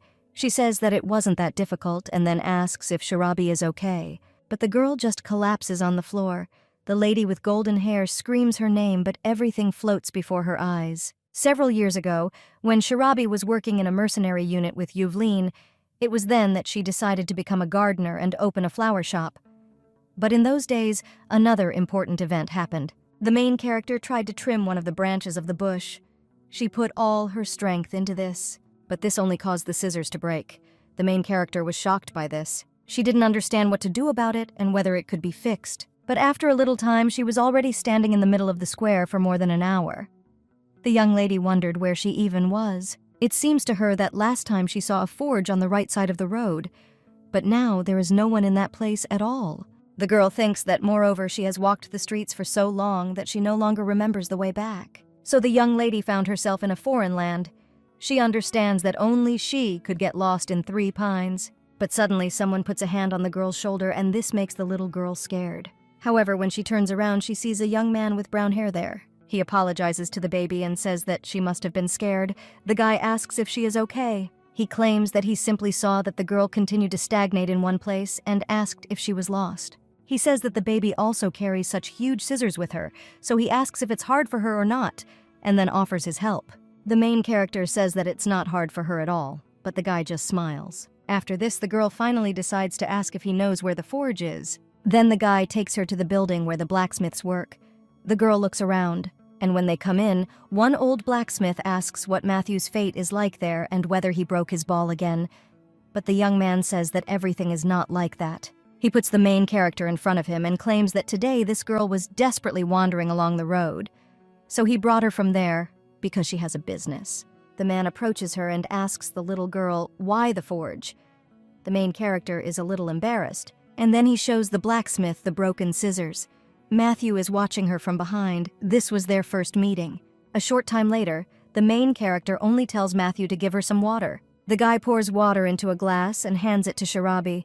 When the main character drinks it, she finally feels alive. The young man says that she too is having a hard time and asks whether it would be better to earn some money and pay off all debts as soon as possible, rather than suffer in such a situation. Shirabi says that it would be nice if this debt was a few pennies, but the amount exceeds as much as 6,000 gold, so the young lady does not understand how she can make it all happen. But the guy only says that if he were with her, he could do this, because the once ruined garden began to sparkle with new colors in just 2 months, thanks to her.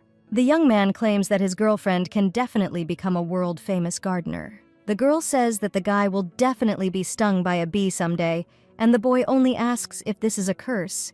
But Shirabi replies that he speaks as if his teeth were smeared with honey. The young man just giggles and then picks one purple flower, and he puts it behind the ear of the lady with pink hair.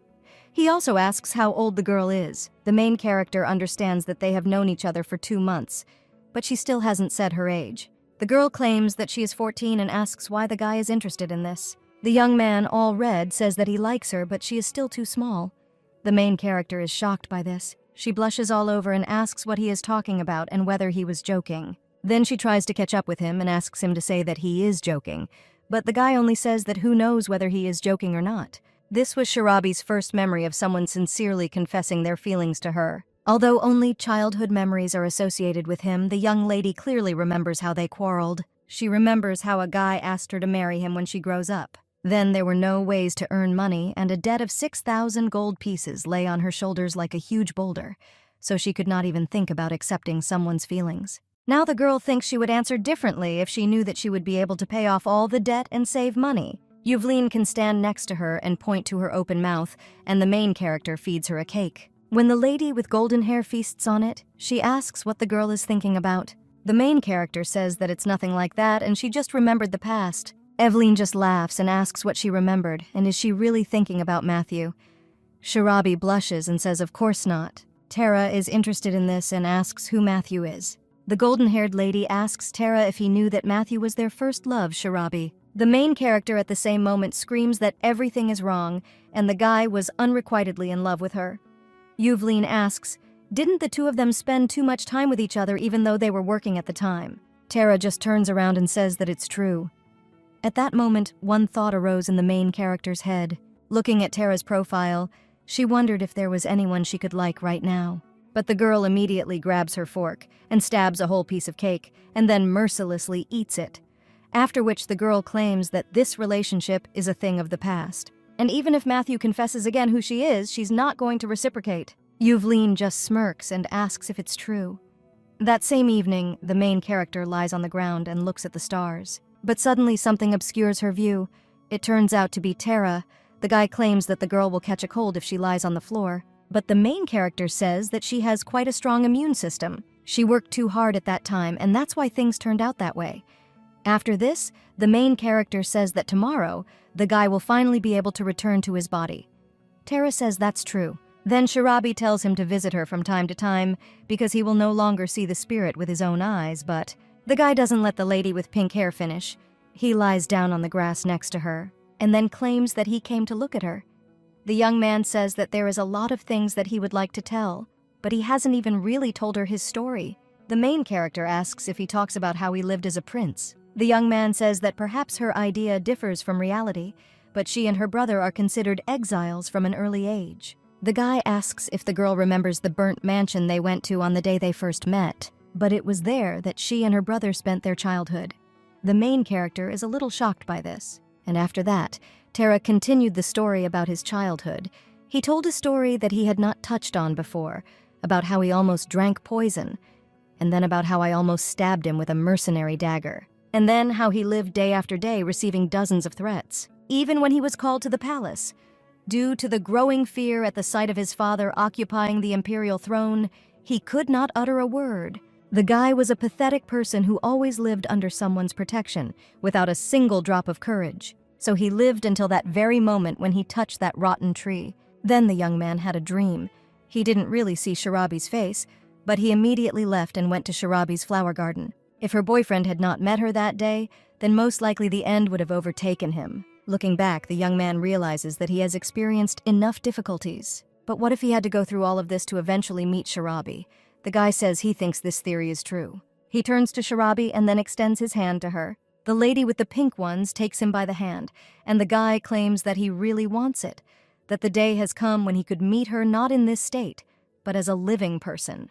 To talk about your true feelings, the main character understands that she will definitely cope because she made a promise to Tara. Now the main character thinks that since that woman was a tree spirit and the main character a gardener, this separation was apparently destined to happen. The girl lies all exhausted and wonders whether the spirit of the tree has found freedom. But when she opens her eyes, she also thinks her stomach hurts. Someone hands her a glass of water. The main character is about to say thank you, but then she sees that it is His Highness the Crown Prince and says that she thanks him. The young man with ruby eyes says that he should be grateful for nothing. He holds out his hand and asks if the girl will drink, and she says that she will and immediately drinks a full glass. Then the Crown Prince says that the tree is completely dry. The main character says that all this is because the spirit has left him, and most likely flowers will never bloom, or leaves will appear on that tree again. Shirabi crushes the glass in his hands and asks if that tree will be cut down. His Highness says that he doesn't know, because if it no longer creates problems, then it doesn't matter to him whether they cut it down or leave it. Besides, he is not the owner of this palace, and Tara will decide what to do with him. Then the main character remembers something important. She asks how long she lay unconscious and how Tara is doing. The guy with ruby hair only says that he sent a doctor to him, and if you think like that, then it's time to slowly come to your senses. He asks if they should go and visit him, and at this time the young man lies in his chambers. But suddenly he begins to regain consciousness. The guy realizes that apparently he has already completely returned to his body. He has not felt this pain for a long time, but when he looks forward, he sees that during the time he was lying there, his bangs had grown noticeably. And then he remembers that Shirabi, after all, strongly ordered him not to go inside. That's why he was outside the imperial palace. But a short time later, he noticed a flash of green energy. He did not return immediately after this. The young man tries to get out of bed and go to Shirabi, but he immediately falls off his feet. At this time, he hears someone heading down the corridor. It turns out to be the Crown Prince. The guy is holding Shirabi in his hands, after which he sits her down on a chair and asks if the girl hasn't been using her powers for 2 months.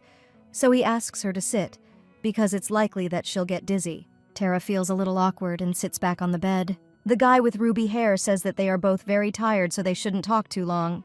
Then the Crown Prince turns around and says he's gone. Tara and Shirabi are a little embarrassed because now they are alone. The guy looks at the trembling hands of the main character and immediately lowers his head, feeling guilty about this. But the young lady just calls out to him and says that in fact, she has not died yet, but is full of strength and energy. So she asks if he can stop worrying so much already. The guy says that it seems that Shirabi's condition leaves much to be desired.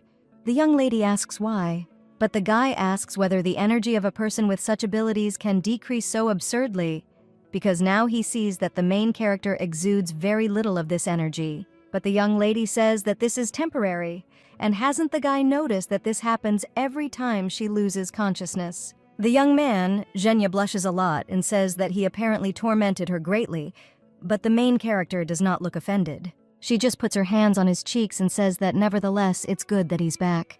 The guy agrees with this, and the young lady continues and says that besides, she also benefited from it. After all, if this had not happened, then perhaps she would have lived her entire life in ignorance of that which disturbs the soul of the spirit she created. Therefore, she tells us with a bright smile on her face that everything is in order. Tara looks at her a little flushed. The main character just yawns.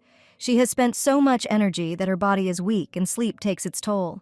It was then that Tara decided that next time he would definitely protect this girl, and about a month later, he again visited Shirabi's garden. A lot of time had passed since Tara's awakening, and the main character's powers, which had been completely exhausted, could only do nothing but sleep. The work in the store exceeded 15 days, so that after it was completed, it could be opened again. The main character opens the door to her shop and tells customers to get in line, because today only 10 people can place an order. One of the guys asks how it is that he has been standing there for 3 hours already, but the young lady says she can't offer more because of the situation in the Imperial Palace. Assam thinks it is appropriate to send away guests due to the preparations that are being carried out in the palace. Then the guy asks her to at least give her a number. Well, the young lady just tells him to come back today because she will remember everyone who waited in line. And then someone points out that people came from the palace. People in the crowd are a little disappointed, but disperse, and the main character can finally breathe. After this, Tara approaches her. The two of them then head to the shop. The main character serves the prince tea while she counts the plants. The order received from the imperial family involved cultivating plants on site and holding a celebration in honor of Tara's recovery. The young lady counts 14 plants and realizes that she is finally finished, but then she turns to the guy and asks if something happened. She claims that he arrived in a sparkling carriage and was also born in beautiful clothes. The young man chuckles, and then he hands the main character 2 envelopes. Shirabi asks what it is, and the young lady replies that it is an invitation to a celebration. The young lady says that quite a lot of ordinary people pay to have fun at the aristocrats' celebration. She claims that she is a participant in the celebration of aristocrats and therefore can disappear without the mice and birds recognizing. But the prince tells her not to worry so much because it will be a masquerade ball. The guy says that the sick emperor wants to see her, and instead of calling her personally, he used this method. He claims that the appearance of the eyes is of great importance, and if a young lady joins the celebration, it will be difficult to know who is talking to whom.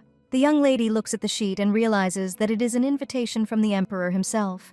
From the very beginning, she had no choice but to accept the invitation. It's a masquerade ball, in other words, a celebration at which masks are allowed. Taking part in such an event, most aristocrats would not even think that an ordinary Shirabi, a girl from the people, was wandering next to them. The lady with pink hair understands that this is obviously Tara's point of view because she and the emperor have nothing in common. Therefore, if a girl comes to the palace and receives condemnation from people, this will no longer concern him. The guy sighs and tells the main character to take into account that this is an imperial order. The main character says that she obeys and addresses the guy as His Highness. The young man smiles and says no matter who, but he doesn't like to hear such words from her. Then the girl puts the sheet closer to his face and tells him to then return to work in their store.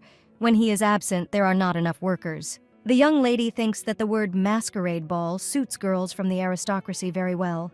The girl imagines aristocrats talking among themselves and wonders if it always happens like this. Beautiful outfits, drinking alcohol, and dancing. The young lady remembers her childhood, and you realize that if you think about it, then since her birth she has never indulged in fun. Shirabi calls out to Yuvleen from behind. She greets her and then says that the prince has come to see her too. The girl points to the envelope in the hands of the lady with pink hair and asks what she has, and the main character says that she are invited to the imperial palace. After all, a masquerade ball will be held.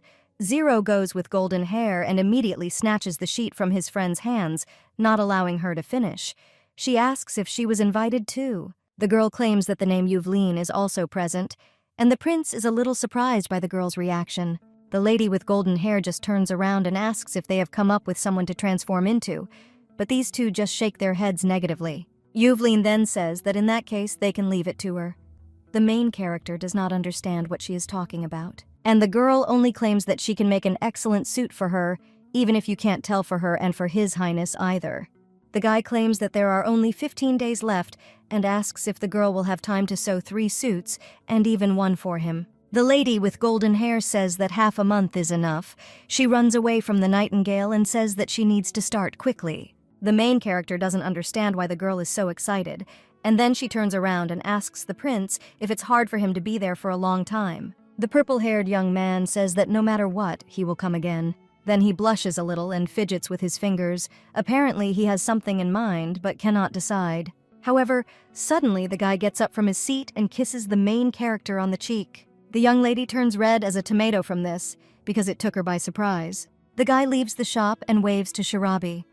A short time later that same day, the main character goes out into the garden to water the flowers, but all it does is spill water on the path. The girl apparently was thinking about something. The main character thinks about Tara and that kiss on the cheek, and also about how he said that he would come again, because on the day of the ball they would send a carriage. The young lady is still standing like a vegetable. The swindler behind them is whispering. One of them asks the second if she thinks that their mistress is somehow thoughtful. Not so long ago she worked tirelessly, but now she just stands there in prostration. Another fairy says that the girl began to behave rather strangely when this guy with lilac hair returned. They look at the main character and ask if she shouldn't bring him again. But the second fairy says that she heard that the guy is a principal, and if only they could do whatever they want. The lady with pink hair turns to the fairies. They respond and think about what the girl wants to ask them. But the main character, only blushing a little, asks if she should go to the imperial palace as an employee. The fairies are horrified by this. They ask if she is lying, because if everything was as before, how could anyone say something like that? The fairies understand that if everything was as usual, Shirabi would never have had such thoughts because she so vehemently refused to become the imperial gardener. The main character, after some thought, lies face down on the table. She claims that this is not the case as she thought. The girl understands that the absence of only one person makes her think about this. Young ladies think how complicated everything is. She doesn't know what this feeling is, but everything seems so complicated. At this time, the third fairy flies up to them. She asks what's the matter, and the other 2 fairies look at each other. At this time, the prince is talking with a servant in his office. The guy says that in this case he will raise this issue on the agenda, and then he bows and says that His Highness did a great job. After that servant leaves, the young man rises from his chair and heads to the window, after which he goes out onto the balcony and looks at the dried tree. The guy doesn't understand that a whole month has already flown by. During this time, a lot of things happened so that he now understands why people are shouting about moving the prince's palace. Glam was especially persistent, so much so that he even managed to convince the emperor. However, when the guy looks at that garden, thoughts about this girl involuntarily creep into his head. Tara wonders if he would be selfish if he said that he wanted to continue being there. Suddenly, he sees a pink ray of light and thinks that even now everything is exactly like that day when he was next to her. The fairy flies up to the guy and tries to reach him, but he thinks that this is a spirit that cannot be seen. But then he realizes that he sees a spirit and is immediately surprised. The guy rubs his eyes and says that it seems to him that something is wrong with his eyes, but he's not using the ability right now. The young man asks why he sees a fairy, but the little girl is only angry. She says that what is visible and asks why he does not trust his own eyes. Afterwards, she tugs at his suit and tells him to talk to her. Tara realizes that this seems to be a spirit from the Shirabi flower garden. Not only does she look like a housewife, but she also has exactly the same personality. The guy asks if something happened. The little girl just gets angry and says if he's asking. Then she starts pulling Togo by the hair and screams why he doesn't appear in the garden, because now he doesn't look like he's in pain. The guy just puts his hand on his head, and then realization comes to him, and he asks if Shirabi sent the fairy all the way there. He also asks if the baby got all the way there alone. The fairy says that he thinks correctly, because after he left, Shirabi's condition became terribly strange, so she came to find out. But the young man only asks what this strange state means, and the fairy answers, and it means something. After all, the girl does work that she is not even asked to do, and despite the fact that she is receiving more and more guests. And when he opens his eyes in the morning, he does nothing but work until he goes to sleep. The prince is embarrassed, and wonders if this is because he is no longer with her. After which he asks if the fairy came because the girl needs a lot of money. But then the little girl just starts hitting the prince on the head and screams that his head is only thinking about this. Tara tries to object, but the fairy only asks what it means, but also whether he thinks that from now on it's wrong to come to her more often. The guy says that maybe this is so, and the fairy asks if he will come even in the state of mind he was before. But the guy says that even if he goes there like this, it will be impossible for Shirabi to see him. Although she saw him when he fell under the hot hand of the spirit of the rotten tree, because then he was filled with the power of the spirit. But if you don't have spiritual abilities like he has, then it will be difficult to see such a ghostly appearance. The fairy understands that this guy's spiritual abilities are slightly different, but since the spirits have been using and tempering their abilities for many years, they can see him. But then the guy just asks if everything will be okay because the fairy has flown so far. He says that Shirabi's power influences the garden spirits, and if she wanders around like this, she will remain a burden to Shirabi. But the fairy only asks what guy's opinion about the young lady, because the range of Shirabi's abilities is unrealistically huge. When such a small spirit like her flies such distances, it's comparable to ships at sea. Then the fairy remembers something. She flies up to Tara and says that there is a way. The young man asks what method she is talking about, and the fairy continues and says that she means a way that will help him talk to Shirabi. Then other fairies fly out of the bushes, and the little girl with pink hair says that they will convey to him what Shirabi says, and to her his words. The young man asks what she is talking about, and the fairy claims that both he and Shirabi can see them. And if the lady with pink hair is not able to see him with her own eyes, then they must listen to what he has to say and convey it to her. The guy thinks that this method will really work if he just wants to praise her. But he remembers that evening and realizes that he will not be able to say the most important words in this way. But he thinks that it doesn't matter if he at least doesn't have to wait continuously. He thanks the fairy and says that even though it will be difficult now since he needs to finish some things, but he will come on time, so let them wait for him. The fairies smile, and then flying away they say that they understand, but then they tell him not to be too late and everything else. He must come before Shirabi goes crazy. But when they fly away, the young man only says that he doesn't think that she can go crazy because of him. Then the young man turns around and returns from the balcony to his office, but someone is already waiting for him there. The guy asks if this is Hyungnim. Tara apologizes and says that he has something to think about, but he never finishes his sentence.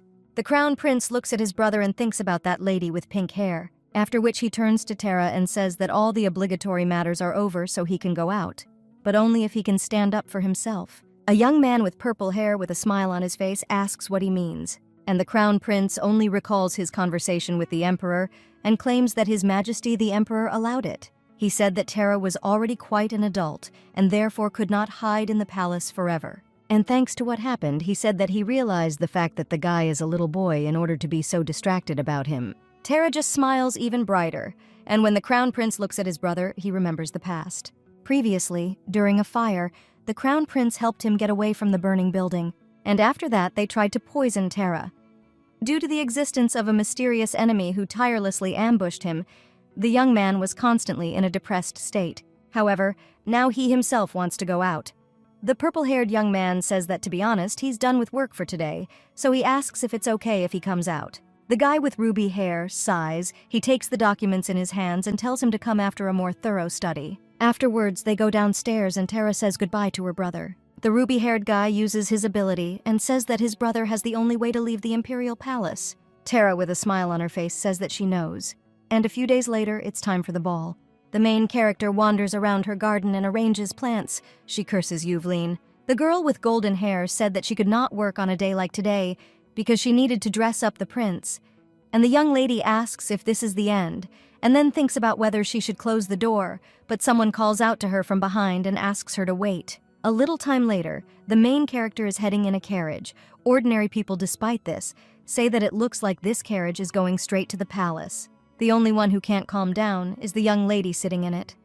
The girl understands that her choice fell on something that evokes stronger feelings, and at the same time is less remarkable. Yovlin, holding a wig and a dress in her hands, argued that she was suitable for the image of the main character of a cute fairy tale, and the wig would also help hide her pink hair, which was too conspicuous. The young lady, of course, liked this outfit because it was like the heroine from Alice in Wonderland, and Yuvlin herself was excited about creating the image. But the young woman thinks that getting involved in such an adventure right before the ball is a little dangerous. When the girl heads to the palace, the knights tell her to show her invitation. Well, one of the butlers says that he heard that this man was called by His Highness himself. Glam passes by, sees this whole situation, and comes closer.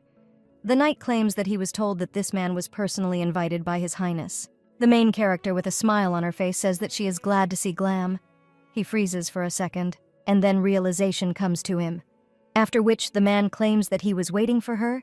His Highness is expecting a young lady, so they should pass quickly. As Shirabi heads down the corridor, she realizes that she has not yet gotten used to these shoes, so they are damn uncomfortable. Glam at this time says that the girl is truly incredible. If not for her voice, he would not have recognized her. The main character says that she also admires Yovlin's skill, because the girl made her just a different person. The servant asks if she is talking about that elementalist from a foreign land. And then when they approach the door, the servant claims that the girl is there. He bows and says that there is still a little time left before the celebration begins, so they will meet His Highness later at the venue of the ball. The main character thanks him for seeing her off, and then walks through that door. The young lady looks around. But suddenly, her gaze falls on someone else.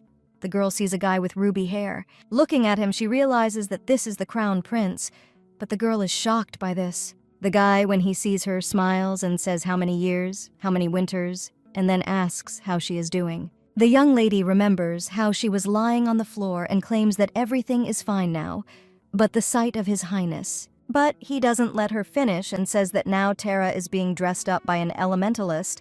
He touches his ears and says that he really doesn't know where this character comes from. The main character understands that she is Alice, and the guy is a white rabbit. The young lady wonders if Yuvlin is going to dress Terra up as characters from that opera. Then Shirabi looks at the crown prince and thinks that since this is a fairy tale from another world, he wears this costume and doesn't know what it is. But suddenly the door swings open, and Yuvlin screams that this time it really is a masterpiece. The girl comes out with a young man dressed in a tablecloth and says that the young lady's face formed the basis of the outfit, and she even applied makeup, so she turned out to be a talented actress. Shirabi looks at her friend and says that means she is the Black Queen, and then asks why the guy is wearing a headscarf. Yuvlin claims that this is a way to present a masterpiece to the world at the right moment, and at this time a rumor comes into the room and screams for them to come in. The guy under the scarf turns to Shirabi. He claims that he heard from the spirits that her condition is strange, and then asks if the girl is okay. The main character understands what he's talking about, and you answer that it's not that anything happened, but she just thought that she should try to live her own way. But then the main character asks what's wrong. The guy under the scarf is silent. And then he says that these are the funniest words he has heard from her in the entire time they have known each other. Shirabi clenches his fist and says that this is not funny at all. So he shouldn't say that because this scarf could fly off him at any second. After this, they continue on their way. The young lady says that the prince seems to be very busy lately. Terra claims that he is not even able to visit the nearest store, and he only knows that it is located very close to the Imperial Palace. The guy claims that he wanted to go there. The main character understands what he is talking about, so she says with a smile on her face that she will wait. After which the two of them enter the hall. The main character is shocked. She thinks that she now understands what the world of the aristocracy is like. The young lady realizes that money is literally everywhere there. The girl takes the drink from the table. But when he turns around, the light has already gone away from the prince. The main character wonders where he went again. But suddenly one of the servants screams that His Majesty the Emperor has arrived. The main character looks at the man with red hair and realizes that this is Terra's father. She thinks how similar these two are. But then Shirabi locks eyes with His Highness. The young lady realizes that their gazes have just crossed. The Emperor goes to the messenger and says that today's celebration is dedicated to the return of Terra.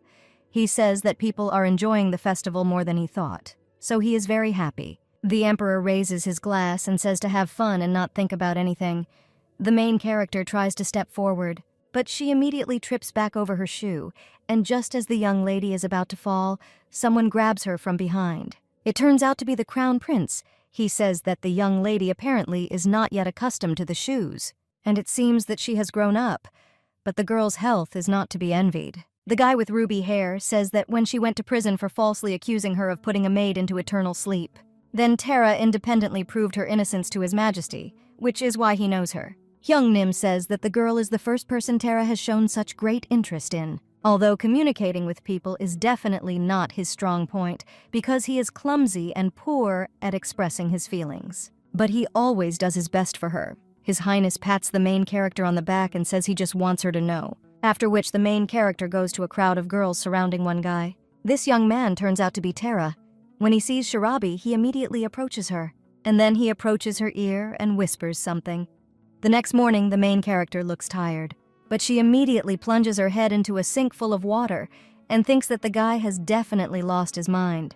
The lady with pink hair is racking her brains over the question of why he did this. She remembers how last night a guy came up to her and said that there were so many people there that it was even inconvenient.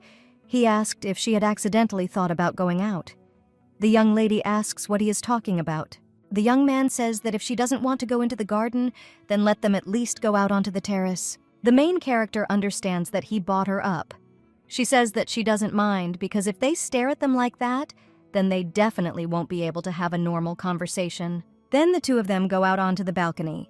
The fairies immediately surround the main character and ask if she went out to get some fresh air. But the young lady just gets a little angry and tells them that she told them to watch the house. The prince says that it seems the little ones followed her. But after these words, the young lady is shocked. She immediately rushes at the guy. He smiles and asks what's wrong with her, but the main character says that she has the same question and asks if he was looking at the spirit just now. She immediately begins to paw him, checking to see if he is alive, and then asks if he is dead. When the girl looks at his hands, she says that no matter how much he said that he wanted to see the spirits, how could it be possible for the guy to turn white like that, just like the living dead? The young man only says that it's just makeup, but then he puts his hand on her face and asks her to stop, because he is completely alive and well. He looks at his hand and asks if the powder Yuvlin used made his skin so pale, and then he looks at Shirabi and says that she has changed quite a bit too, after which he reaches out to her face and takes a strand of hair in his hands. The main character asks if he likes her golden hair.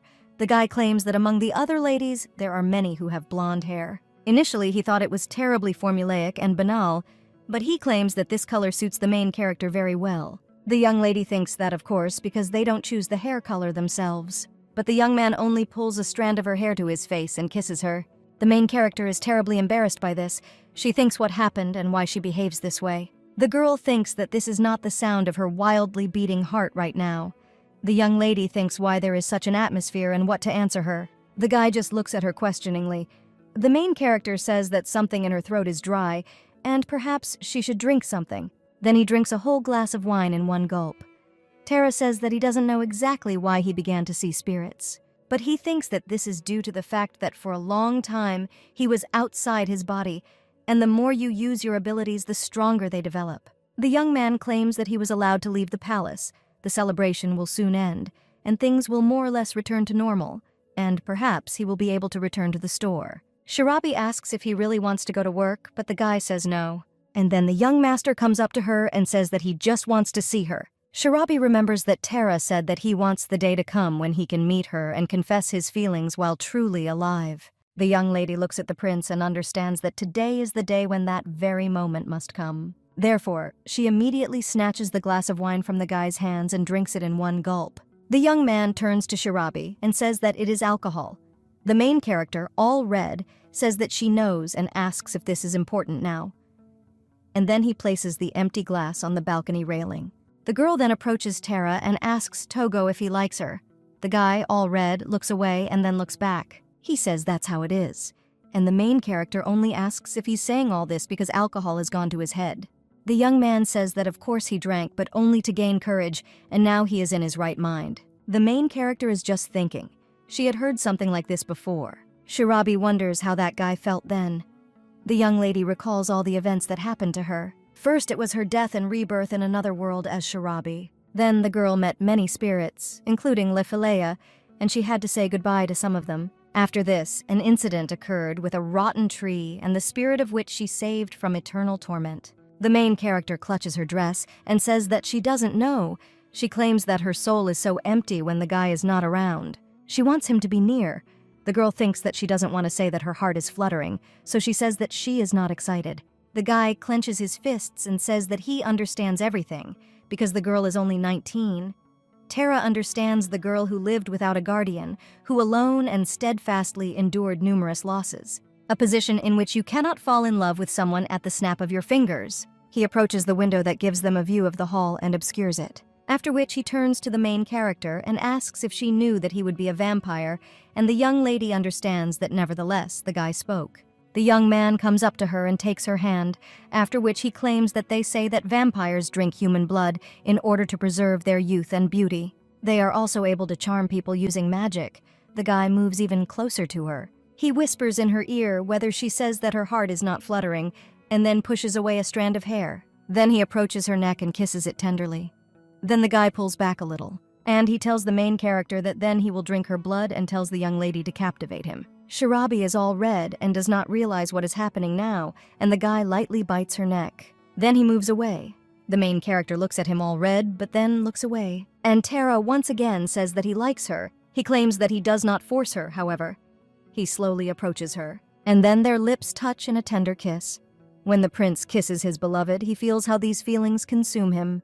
Their hands intertwine, and the young lady is already standing on her toes. After they break the kiss, Tara argues that she should know how long he's wanted to stand so close to her.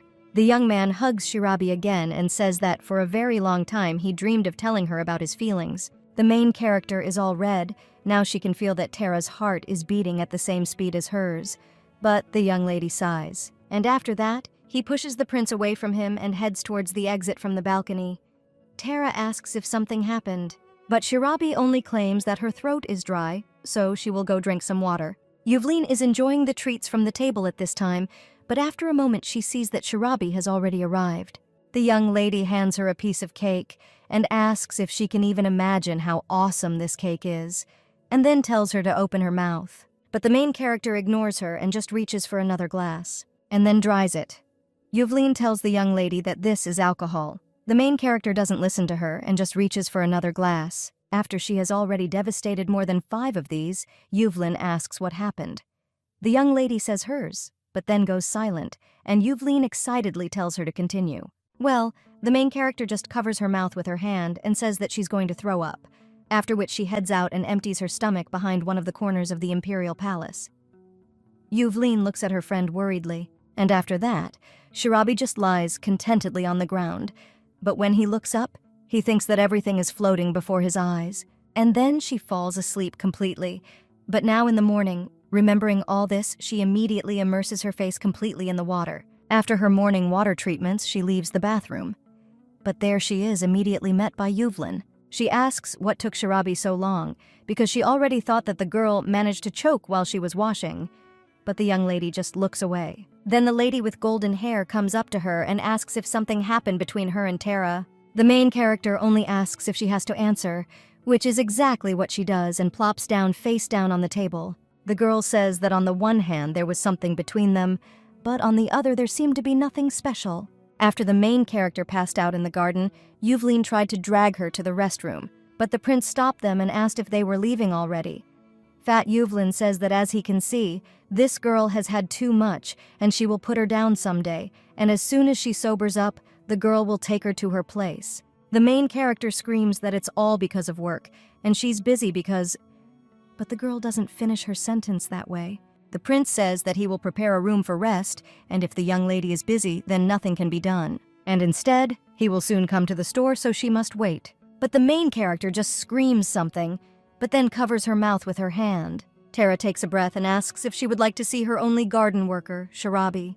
The girl looks at him in shock, and Yuvlin says that she is drooling, and the main character says that she never thought that she would fall head over heels in love with him. The prince just laughs in response to this, and the main character, now remembering this, cannot even raise her face from that table. Yuvlin puts his hand to his forehead and says that in any case, The young lady has sobered up, and that's good. After which she says that she needs to go away for a while, so Shirabi should not create problems. And if she doesn't leave for a regular client, then we can assume that the work is over. But the main character only asks where she's going. The lady with golden hair says that she is going to the palace, and the main character says that the celebration is over. But the girl only says that it seems that the crown prince wants to ask for something, and apparently that is why he specially sent her an invitation. Whether it's a problem with the spirit or something else, he always has something to say. Therefore, the girl stretches and then turns to the main character and pats her on the head, after which she says goodbye. The pink-haired lady just wonders, when did the crown prince and emperor become so close to Yevlin?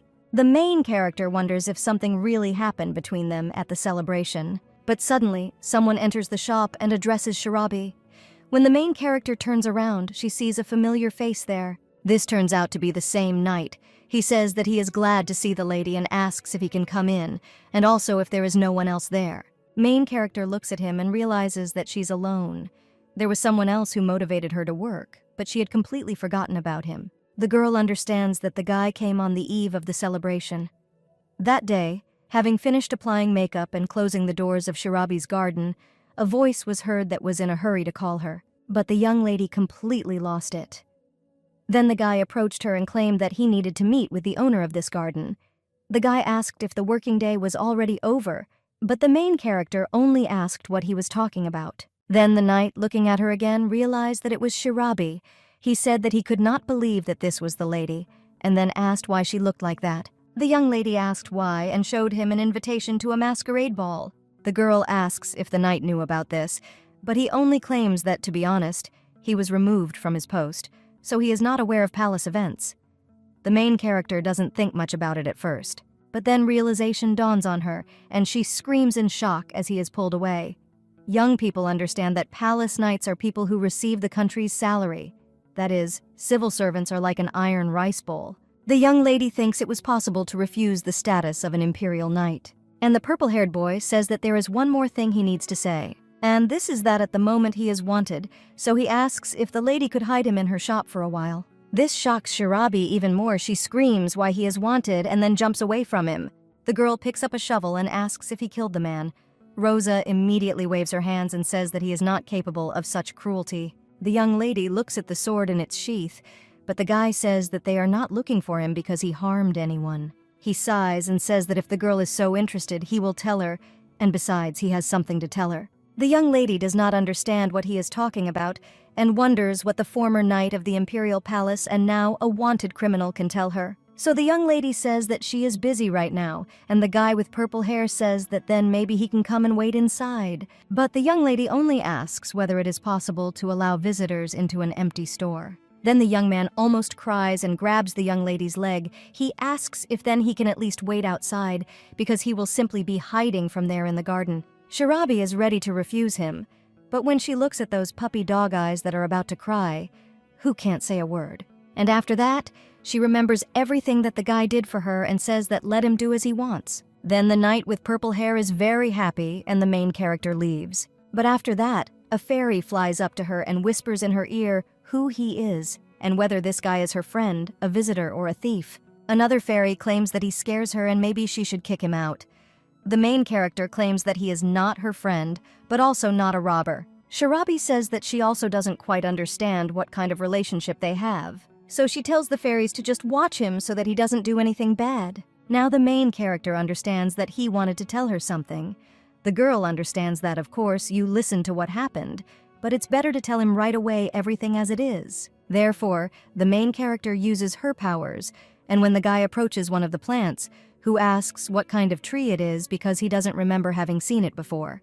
But the young man does not have time to finish speaking when he sees a fairy inside one of the flowers. He turns to the young lady and wants to say something, but when he sees her, he has no other words except admiration. The main character crosses her arms and says that the guy is still there, as she sees a wanted criminal. She sits down at the table and hands the knight a glass of water, after which he says that he hopes that the guy will not carry any nonsense.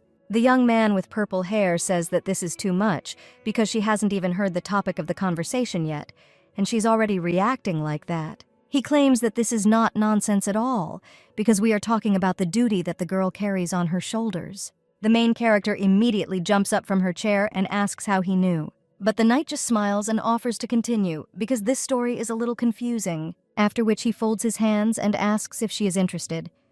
The young lady asks if he is talking about her debt, and the guy agrees. He claims that is what he means. And then you ask what if this same debt is paid in double amount. Shirabi says that this can't be. My boyfriend just says that you should never say never. He gets up from his chair and approaches the main character. He calls her madam, and then you think it would be better to call her boss. The guy asks if she even knows how her parents live now. The young lady thinks this about her parents. Of course she doesn't know because it's obvious. There has been no news from my parents for several years now, and how does Shirabi know about them? However, it is impossible not to find clues if you do everything to find a person. But Shirabi had no intention of actively looking for her parents. Well, if this is so impossible, she has not yet understood why this happened, and maybe it was fate that they let go of her hand on that ill-fated day. But the young lady wonders what if her parents did not abandon her, but instead they settled in the capital of Vatria and earned a name for themselves. The girl thought that probably, even if they heard about her, it would be too late. But the knight only tells the girl to think about whether people who have lost their daughter can live comfortably without paying their debts. The main character thinks what this means, and then droops. Fairies circle around her and ask if everything is okay. And then they approach the knight and tell him to get out. But Shirabi tells them to wait and believes that she should find out what the lady thinks. Then the fairies leave the knight alone and fly up to the main character. They ask if it would be better to just kick him out like street vendors, because if Shirabi doesn't like him, then just let him say so and they will dig a hole for him. The young man with purple hair is struck by this excessive guardianship, and the main character just turns to him and tells him to tell her everything as it is. The girl then claims that she has all the attention. After this, the knight begins his story. He says that he was a spy and a knight of the Virasbi Empire. He was sent to steal the secrets of the Ventrian Empire because the three empires of Virasbi, Ventria, and Zelman do not get along with each other. Then the main character asks why he is in a country like this, but the guy asks how he can know what his superiors are thinking about. But after that, the young lady only says that he said that he would reveal the truth and asks if he thinks that he revealed it. The guy leans his hand and says that what he said is the main comment. And in fact, of course, he knows the reason. The main character is only angry at his actions. Then the young man with purple hair just waves his hands and asks him to calm down. And then he says that if she acts so rashly with him, then won't she accidentally start a war? The young lady just calmly asks if he can win if a war breaks out, and the guy immediately says no. And he adds that he himself will surrender, but this is not about him and her, but about Virasbi and Ventria. The main character is a little shocked by this, and the realization of what is happening comes to her. She says that the guy is funny, and asks what kind of prince Virasbi is he. The guy sighs and says that that's not the point, but their country is a country of knights, so they really value each of them. The young lady just asks if this is a joke, and the young man sighs and realizes that she doesn't trust him. But he says that in any case, Shirabi lent the money and has now honestly admitted it, and thus it seems his boss will trust him at least a little. The guy says that as she already knows, his name is Kale Ben-Pateria. As the young lady already knows, Kale Ben-Pateria is a knight of the Virasbi Empire.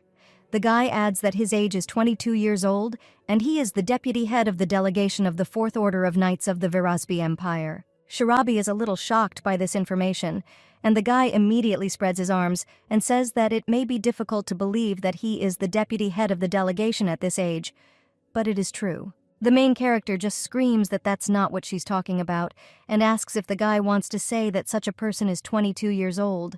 Then the young man understands what she means. He says many people say she also looks young for a 19-year-old. The main character blushes a little and screams that this is all because she is short. After this, the guy says that in any case, they want to take her to the Virasbi Empire. And the reason, of course, is her abilities, but she makes the natural decision. But he is still a knight of his country, and is in a position where he must do everything in his power. Now in this situation, it seems to him that the boss will not listen to whatever he suggests. Therefore, he puts the suitcase on the table and offers to solve the boss's case first. He places a stack of papers on the table and tells the girl to read them. When the main character leafs through it, she is even more surprised with each page. She was wondering what the debt document was, but it looked like a copy that recorded not only the total amount, but also when and how much she paid. The guy claims that this is her debt document, and then he takes out another stack of papers from his bag and hands it to the lady with pink hair. He says that this is because her parents were paying off their debts. The young lady understands that if you are not a fool, then you can understand how many years they have been paying a huge amount of money, and the debtor is now being reimbursed for the amount by her parents who do not even know about this news. Both parties pay double the same amount to the same organization each month. The young man with purple hair claims that whether she believes the contents of the document or not is still up to her to decide. However, now that she knows this information, she is not going to foolishly give up. The young lady just says it's bad. The guy agrees and says that of course it's true because it costs twice as much money. But the young lady only says that that's not what she's talking about. The young man is surprised by this and doesn't understand what she's talking about then. But the main character only says that she feels bad because he secretly checked her past and feels bad because his eyes look at her like a test. And then says that she feels bad because he suddenly came and started talking about her parents. The young lady says this irritates her so much. The guy is a little puzzled by this. He turns to the young lady and says that it seems that she is too young and therefore does not know much. The main character just slams the table and tells him to look at himself because the milk on his lips hasn't dried yet. The girl asks if he can stop pretending to be an adult when he himself is only 22, or if he thinks that if he's older, that means he's seen a lot. The girl says that no matter how much she wants, she cannot be 100% sure of his words. She says that she will believe him only when he brings her the appropriate evidence.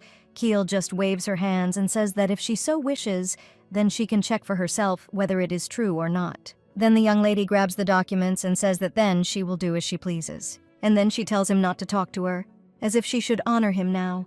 The young man with purple hair understands that this is much more difficult than he thought, but still he has nowhere to go. So he asks how about a mutually beneficial deal, and since he provided her with very significant information, maybe she will then do something for him as a sign of gratitude. But the main character just looks at the pieces of paper and asks what to do with it, and is that all, and then says that she thinks she has nothing more to discuss with them. Well, when she looks at the knight, she sees that he is drooping and does not understand what happened.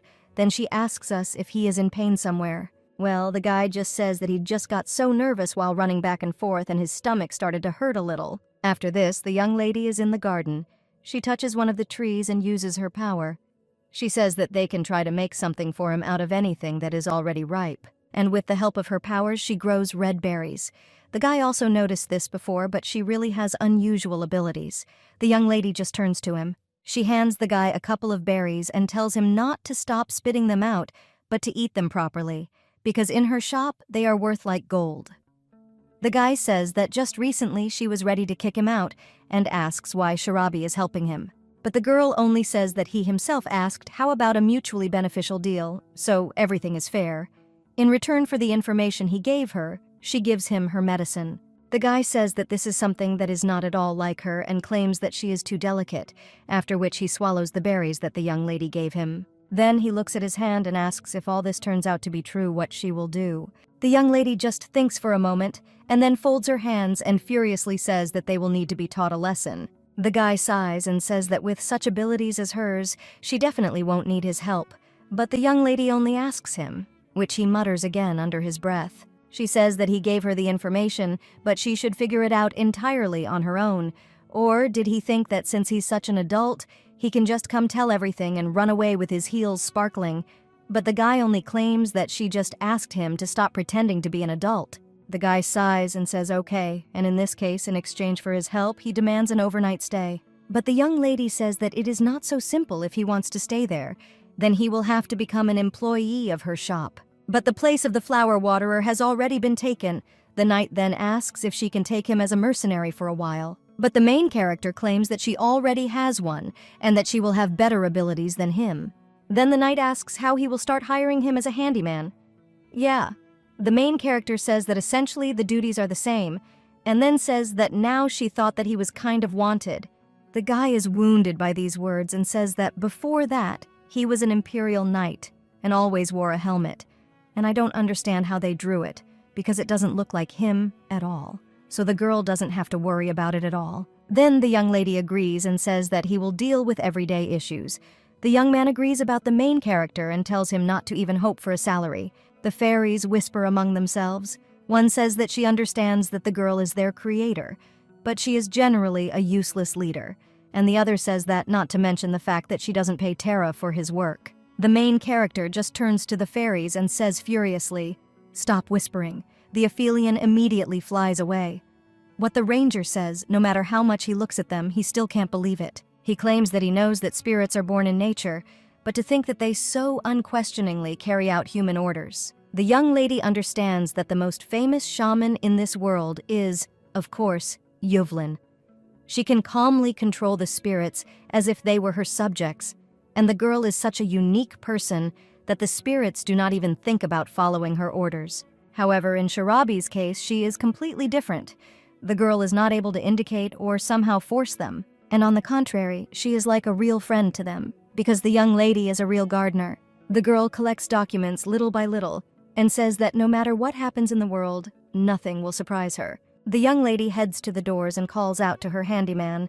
She says that she needs to go check if these documents are true, so she will be gone for a while, and for now he must look after the store. The guy, in shock, asks if he will look after the store, and the main character threatens to tell him to just try to accept a client in her absence, and he won't find it enough, after which he leaves. The guy, left alone, thinks how strange Sharabi is, because just recently she was ready to almost pounce on him, and now she left him alone to look after the store.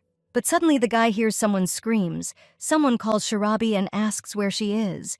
The stranger cries out that he has one request, and this is a matter of extreme importance.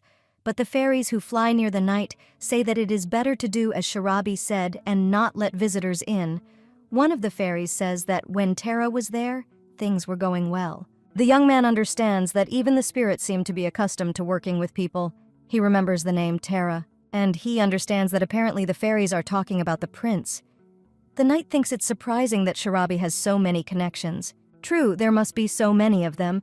She has to be very careful. Otherwise, if the prince suddenly appears there, the public will still stir up, and journalists will still be waiting under the windows. Suddenly, one of the fairies flies up to the guy and asks if he really is a human. But the young man only asks what she is talking about.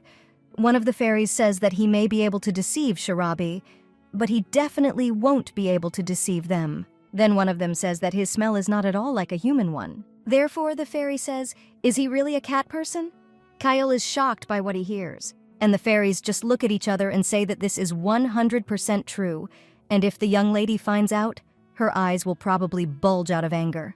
One of them says that maybe it would be better to just run away while there is time, and the other asks why the guy stopped there. The knight only puts his hand to the port and says that he has his own reasons for this, but the fairy only asks if it seems to him that this is not a very ordinary case, and says that so much so that cat people extremely dislike people, but are forced to live with them. The guy folds his hands and says that he needs to find something. He says that nothing will happen if this remains between them, and then asks if they can keep this a secret from Sharabi. After all, looking at how she treats them, the girl does not seem like an evil person, but you never know what to expect from people. The fairies look at each other and then say that they won't tell her, but at least they'll try. But Terra will most likely figure it out, and Sharabi will notice it too, sooner or later. Then the fairy turns to the knight and asks if he can just tell it like it is, and then asks what he's looking for. The young man thinks that he tried in every way to find her, but he never asked the spirits about this, but they probably know about it. In addition, these are plant spirits and they may well have useful information for him, but they communicate too closely with people, and should he tell them about it? The guy looks at the fairies and thinks that if he continues to constantly fear everything, then perhaps he will not be able to achieve his goal at all, because one way or another their energy has not dimmed one bit. Therefore, the guy raises his head and claims that he is looking for one healing herb. The fairies ask what he is talking about. The young man says that a terrible epidemic has begun in his home village in his homeland, and no one can cope with it. According to the elders, the only thing that can save the villagers is the herb Pemiharis. However, the problem is that it smells nothing and has no taste at all. The guy understands that he could have looked for her somewhere in the forests or among the fields, but even the charm that cat people have did not help in this matter. He and several of his partners decided to move there, taking on human form. Finding themselves among people, the first thing they did was go to the market, buying all possible herbs that could be somehow useful. The fairy with pink hair thinks and asks her friend if it seems to her that they have already heard this somewhere, because she definitely remembers that someone talked about it. Then one of the fairies flies up to the knight and asks if he should ask Shirabi about this, because she must know for sure. But the fairy doesn't have time to finish her sentence when Shirabi enters the store.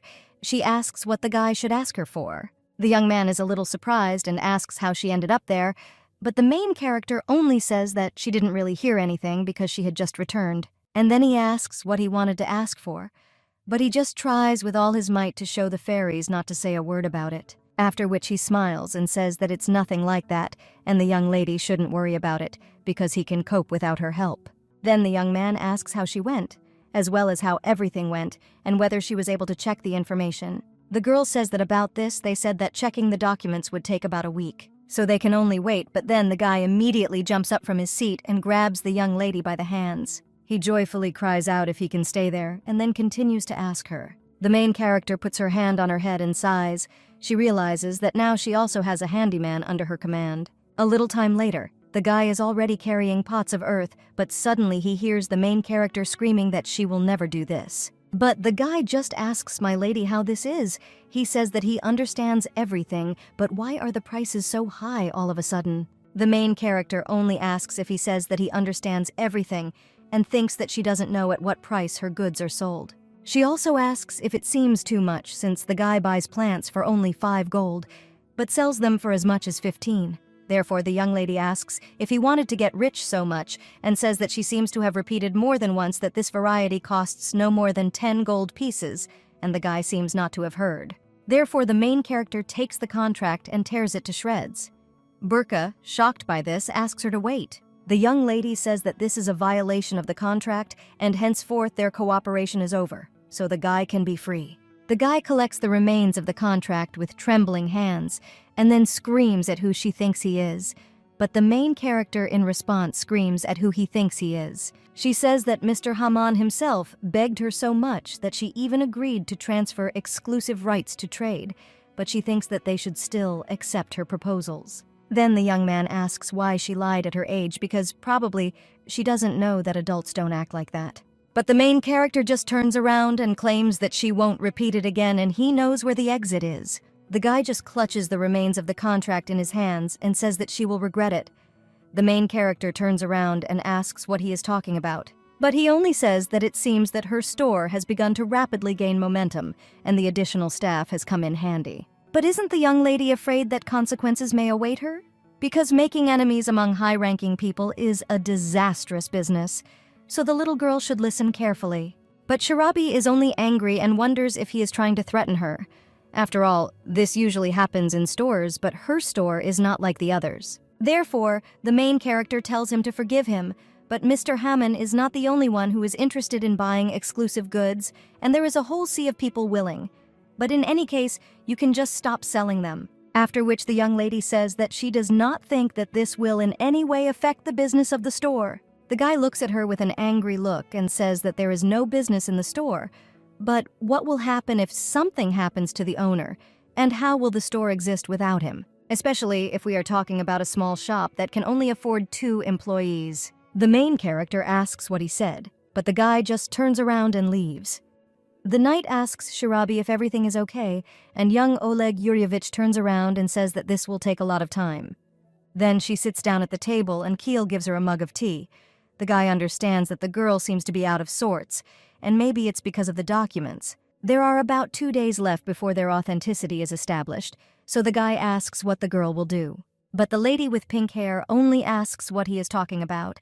The knight adds that if the information he gave her turns out to be true, then what will the girl do? The main character then chokes on tea. She says that she gave him medicine and asks if he got sick again. He just sits on a chair and claims that if the young lady wants, then it's not at all difficult for him to finish them off, and the young lady just needs to give a hint.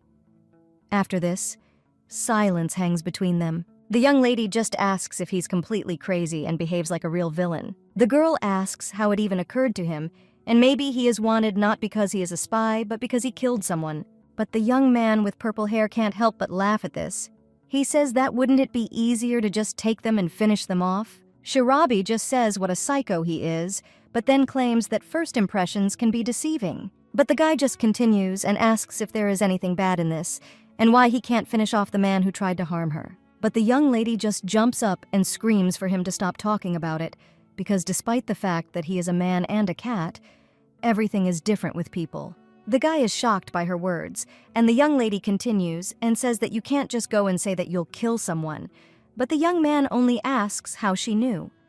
The main character doesn't understand what he's talking about, but the guy only asks once again how she knew that he was not human, while the main character covers her mouth and says that it came out on its own. The young man with purple hair says that it turns out she knew about it and hid it, after which he reaches for his sword and asks if the young lady will also try to sell it like the others did, or even worse, try to take revenge on him for those ill-fated documents. But the lady with pink hair only asks if this is a dream or if the guy is just paranoid. Yahello only asks in surprise what she is talking about, and the main character asks if he thinks that he is the only one who came to her store from hybrids. Of course, you don't often meet cat people in the area, but he is clearly not the first and not the last who visited there.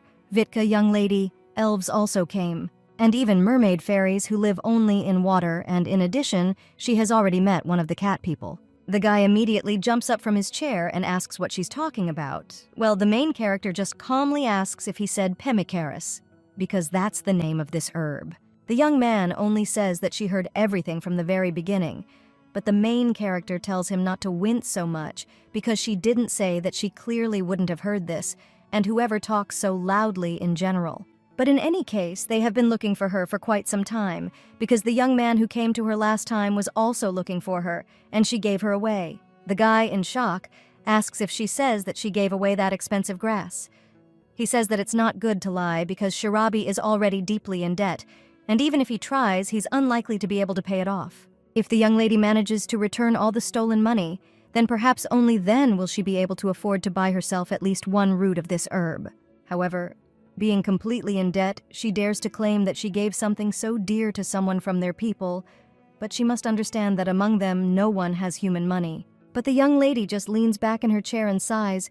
She asks why she should buy this grass, after which she takes the guy into the garden and, touching the ground in one area, with the help of her powers, grows that same grass. The young lady once again asks why she should buy it if she can simply raise it on her own. The guy is a little shocked. He understands that if you think about it, when it comes to plants, the girl has no equal. Therefore, he only thinks why he didn't notice this before. The main character turns to him and asks if he really thought that she would not have enough abilities to do this only because she was so difficult to get. Shirabi says that cat people often took it in the past, so it should work this time too. But the young man says that he still does not understand why she is helping them because she herself knows very well how expensive this poison is. And if she had only sold 3 or 4 roots, she would have been able to pay off all her debts. But the main character just gets up and asks if the guy thinks that she is tired of living. She asks if the guy has thought about what will happen if people suddenly find out that you have 3 or 4 roots of medicinal herbs in her store, and moreover, a difficult herb. One that is difficult to find even within the walls of the imperial palace. The young lady asks if he thought that some crazy people might try to rob her, and, in general, the reason why it helps. The girl smiles a little creepily, and then she says that this may sound a little exaggerated, but she too tried to satisfy her whims. Then one of the fairies remembered because the main character, in exchange for that grass, demanded that she touch the guy's ears and tail until she got tired of it. And this cat then lived there for another week. Then the knight with purple hair understands everything. He says only one word: "I need to visit." Shirabi turns to him and asks what he means. The guy asks if he can go and visit them. The main role does not ask if he wants to check on the villagers. The young man says yes, and promises that he will definitely return. The lady with pink hair says that she wouldn't care, and if he wants, he can come. And if he wants, he can leave. When the guy leaves, he says that he will return tonight, and then disappears. The young lady is already thinking that apparently he is not particularly bothered by the fact that he is still wanted, because the guy runs around so calmly. She turns around and says that somehow she will take him and drive him out. But from behind, she hears someone's voice, without getting to know each other, asking who she will kick out. When the young lady turns around, she sees Tara there. The guy says that they haven't seen each other for a long time. The fairies, seeing this, just fly away and tell them to have a good time. The main character, all red, asks what time it is. She screams for the fairies to come back quickly, but they are not even going to do this. The prince only asks if he can come in, after which they head inside the store. The young man looks back and says that not much time has passed since his last visit, but it seems to him that an eternity has passed. After which he looks at one of the trees and says that it has grown. Then he is greeted with the fairies, and after that he sits on a chair. But when he does this, something like wool flies into the air. The prince wonders if this is cat fur, and then she sneezes. The main character remembers that the guy is allergic to cats. The young man asks if she got a cat. Yeah, the main burning says that he's not really, and it's a long story, but in short, a cat man came there. After this, the young lady heads to the door and offers to go out, and the fairies begin to open the windows. After this, the main character and the prince sit in the garden. The girl says that even if the prince has time to come here, then is Yuvleen really that busy? The guy just asks in surprise if Sharabi heard because he thought she knew. Tara only says that one very important matter came up, so Evelyn and his brother went outside the Empire. The main character only asks in shock if they left because the girl didn't tell her anything like that. But when the young lady met the prince, she said that Sharabi was unlikely to be particularly interested in such things.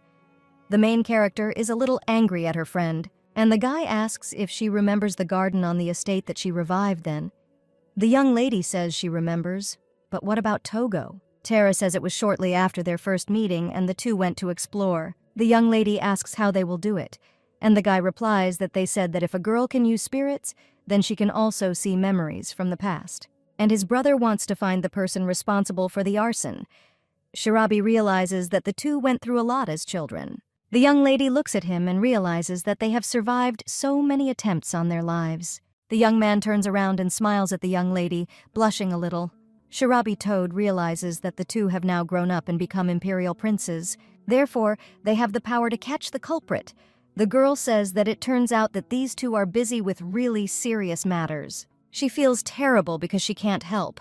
But the prince tries to calm Sharabi down and tells her not to worry because he wouldn't want her to go with them anyway. He sees that the main character is a little unsteady, so he pulls her closer to him. He claims that this case is much more dangerous than she thinks, but he sees that Sharabi is only leaning on him, with her eyes closed. Therefore, the guy looks away and thinks that there is nothing left.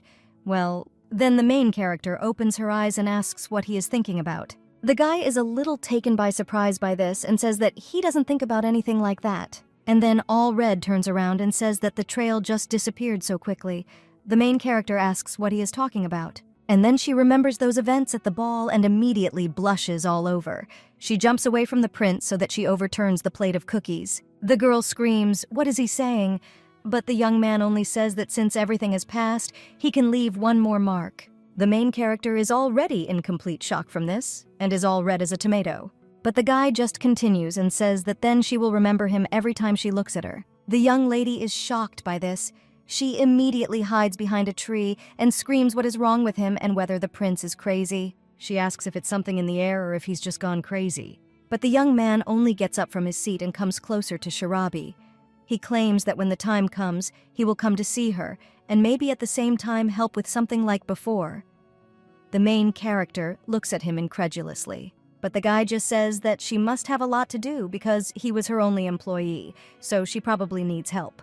For example, to move large pots or heavy boxes. Sharabi says that if that's what he's talking about, then everything is fine.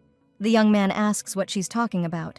The main character thinks about how to explain everything, and then says that she seems to have an assistant, but the prince only asks what she is talking about because she has no employees. Sharabi says that he is not really an employee, and this is connected with her collector, so everything is complicated. The prince asks which collector and why she didn't say everything right away, but the main character claims that she is saying it now. But the prince only comes up to her and grabs her by the shoulders. He says that the girl could have told her earlier. She could come or send a spirit, because there are a lot of different ways. The young lady turns to Tara. She asks if he decided to interrogate her. That same evening, the girl is sweeping the ground in her garden. She thinks that one and the other guy are both idiots. Fairies fly up to the main character. One of them points to the store and says that Tara still hasn't left, then asks if she's going to ask him. The young lady says she doesn't know, but then a shadow approaches her from behind. The main character does not understand who it is, but when he turns around, he sees that same guy and several big guys. She understands that these people definitely didn't come there for the trees, and they are clearly planning something wrong. One of them approaches the main character and asks what will change if he tells who he is. The lady with pink hair realizes that this is a familiar voice, and then he realizes that this is exactly the man who was in her this morning. The girl asks who knows, she asks why they are here and tries to step back. But when she does this, she realizes that there are 2 more men behind her. The young lady understands that this place is very far from the main roads and shops, so she does not think that she will be able to escape. But no one will hear her, not even Tara, because he is too deep in the shop. But the young lady's mouth is immediately closed and she is stuffed into a bag. The fairies fly up to her, and the main character screams for her to gather everyone and bring help. The kidnappers are just wondering if everyone is at home, and one of them asks who she is chatting with. Tara is at this time near the bench, he sighs. But at the same moment, fairies fly up to him and claim that Shirabi is in big trouble. The guy asks what happened, and the fairy replies that she was stolen. Then, someone from the outside asks if this is serious. The guy says that he can't leave for a second. He comes closer to the prince. And then he says that with Shirabi every day is fun, and that's for sure. The guy puts his hand on his head and hides his ears. The prince says that this is Verkot, and then claims that he is the same wanted knight. The young man sighs and then tells him to let him clear something up.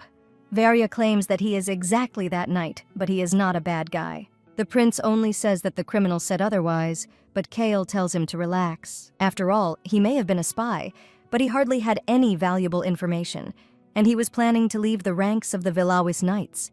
But the prince asks why he should believe this. Kale points to the shop and says that at least because he is an errand boy in this store. Tara says that's what Shirabi was talking about. The young man agrees and says that he is the golden assistant of the big boss, and now he is in her debt. And therefore, for now he has no intention of leaving there, but then he asks His Highness whether he can continue to chill there. He adds that Shirabi was kidnapped.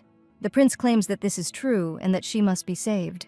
But his interlocutor only asks what exactly he is going to do, because he knows that he has no attacking abilities, and he doesn't handle the sword well. Therefore, if he goes after her alone, he will bring even more problems. The prince is shocked by this and asks what the knight is talking about, but he only claims that the young man has little time. This means he doesn't have time to call his knights, so he offers to make a deal. Tara asks what kind of deal he is talking about, and Keel says that he will help him, because in the end he was a real knight, and would even say that he handles the ball better than others. The prince thinks for a minute. He thinks how difficult it is for Shirabi now, so he asks what his interlocutor wants. But he only says that he should remove the reward from his head for his help in saving Shirabi, after which the young man says that this is a simple request. The prince understands that, of course, the bounty on his head is just a precautionary measure because, after all, his identity was identified later. But they have no information about what information he collected on them, and if he does everything correctly, then this request will really be easy to fulfill. The prince says that if the guy has not committed other crimes, then he will consider his offer. But Keel, he just tilts his head and asks if he gives him any guarantees. But then he turns around and says, okay, he'll do it, and then turns to the spirits and asks if they know who stole it. The fairies claim that they do not know the names, but one of them looked like a person who came to the shop before quite recently. Well then, realization comes to the fairy, and she realizes that she recognized his voice, because this is the person with whom Shirabi literally broke the contract. Then the guy remembers that it happened this morning, and the girl apparently has no instinct of self-preservation. He claims that he knew that something like this could happen, and it is not surprising that she was kidnapped. But the store doesn't even have a gate. But the guy thinks when she was careful, because he only gained her trust and was able to gain freedom of action in the store, she even allowed him to stay there. One of the fairies says to follow her, after which Keel goes after her and tells His Highness to follow him too.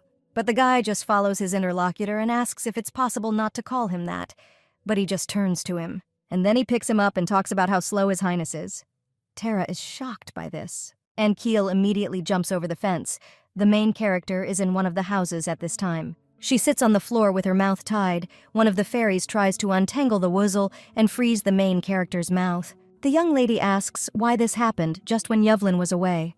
Shirabi turns around, looking around the room. The fairy with purple hair says that the other fairies went for help and the girl should not worry. The main character just sighs and says that she hopes this help will not be Tara. The girl then looks at the door and asks if there is anyone outside. Then the fairy flies to check. When he flies out, he sees that some people are talking there.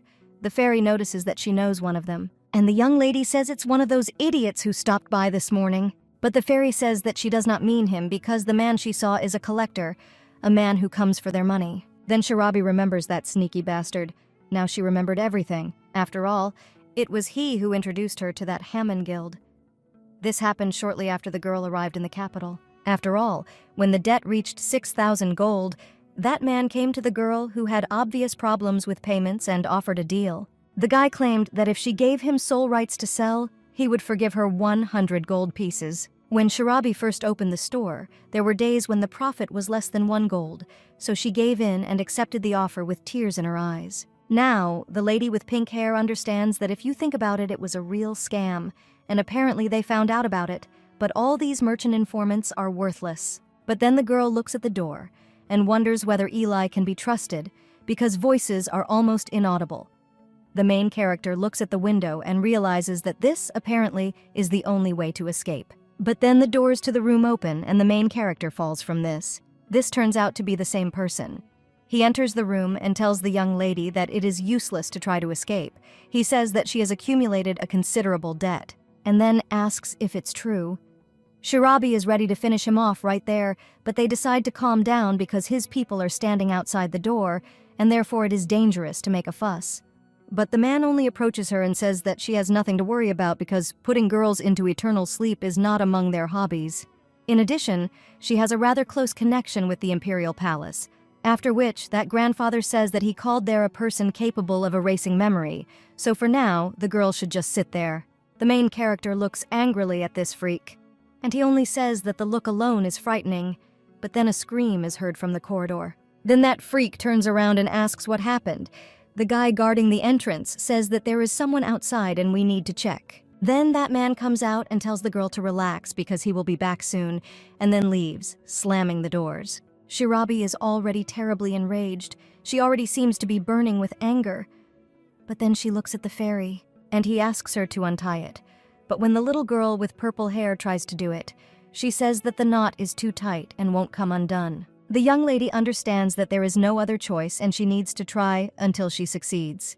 The main character thinks if only she could free her hands. Then the girl tries with all her might to do this, but unfortunately, it doesn't work out very well for her. At this time, Keel is still dragging the prince on himself.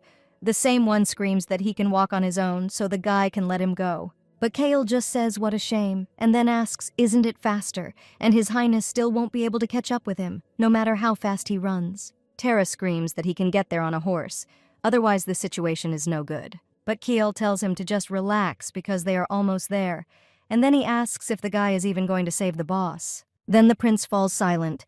He understands that this is the main task. Kyle says there are no objections, so they can continue. But Tara only says that manipulating someone in such a weak spot is such meanness. But Kale only asks what kind of relationship His Highness has with the boss. The guy and Jenya will think a lot. And then, a little wilted, he says, what if this can even be called a relationship? One of the fairies flies near them and turns to the other. She asks if they are talking about a relationship after saving Shirabi, and the other only asks if she didn't feel that something was in the air between them.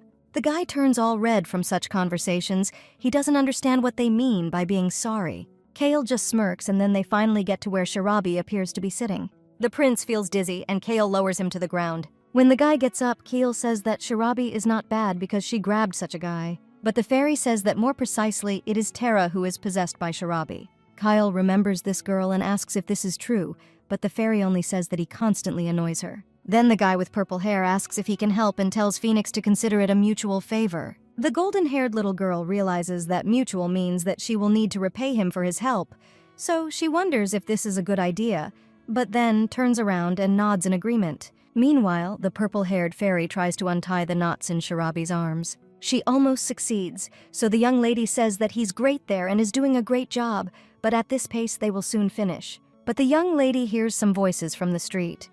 One of them tells the others to make sure she drinks 2 glasses of water before they start erasing her memory. Shirabi realizes that they are already there, but she knows that she can't just give up. The fairy is trying with all her might to untie these knots, and she finally succeeds. But it turns out to be a little too late to believe. Those same guys come into the room. One of them approaches the main character and asks if she heard everything. After which the guy approaches her and claims that before he erases her memory, he needs answers to some questions. He says that the girl grew up without parents and it must be hard to hear about her debts. Well, he asks how she knew that the debt was paid in double amount. The lady with pink hair curses this damn information, but the guy tells her to answer otherwise it will be bad, and he wouldn't want to raise his hand to the girl. Shirabi realizes that if she talks about Yahello, he will be in danger. Therefore, the girl only turns to this villain and asks if he will hit her if she does not answer. The guy says that then there will be no other choice. The main character says that the person who told about this, but then she suddenly becomes silent and asks what to do.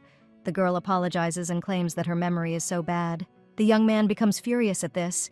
He stuffs the dagger back into its sheath and says that he doesn't enjoy beating girls. But the main character only says with a smile on her face that this is good, and she doesn't enjoy giving up her people in exchange for her life. Then the guy immediately gives her a strong slap in the face, which makes the young lady's vision swim. And the guy just grabs her by the collar and asks if she's going to answer. He then takes out his dagger again and folds it and charges at Shirabi with it. But suddenly a wind with herbs blows from the window. The villain does not understand what is happening, but he is immediately enveloped by a vine. When the main character opens her eyes, she sees fairies in front of her. They are very hostile towards that guy. The young man asks what it is. He uses a knife to try to free himself from this vine, and one of the fairies screams that if he touches Shirabi, she will finish him off. The lady with pink hair notices a small dark energy coming from the fairy. She also says that if that guy hurts Shirabi again, she will not forgive him. The main character remembers the spirit from the rotten tree, so she raises her hand and claims that she is fine and asks the fairies to stop. The guy just turns around and asks if this is her doing. He tries with all his might to free himself from the vine and he succeeds. After that, he grabs the sheath of the dagger and screams that he left the girl alive, and she does the same to him. He swings at her with all his might. But suddenly, someone grabs his hand. This guy claims that they say that people who can manipulate the memories of others are much more sensitive, so he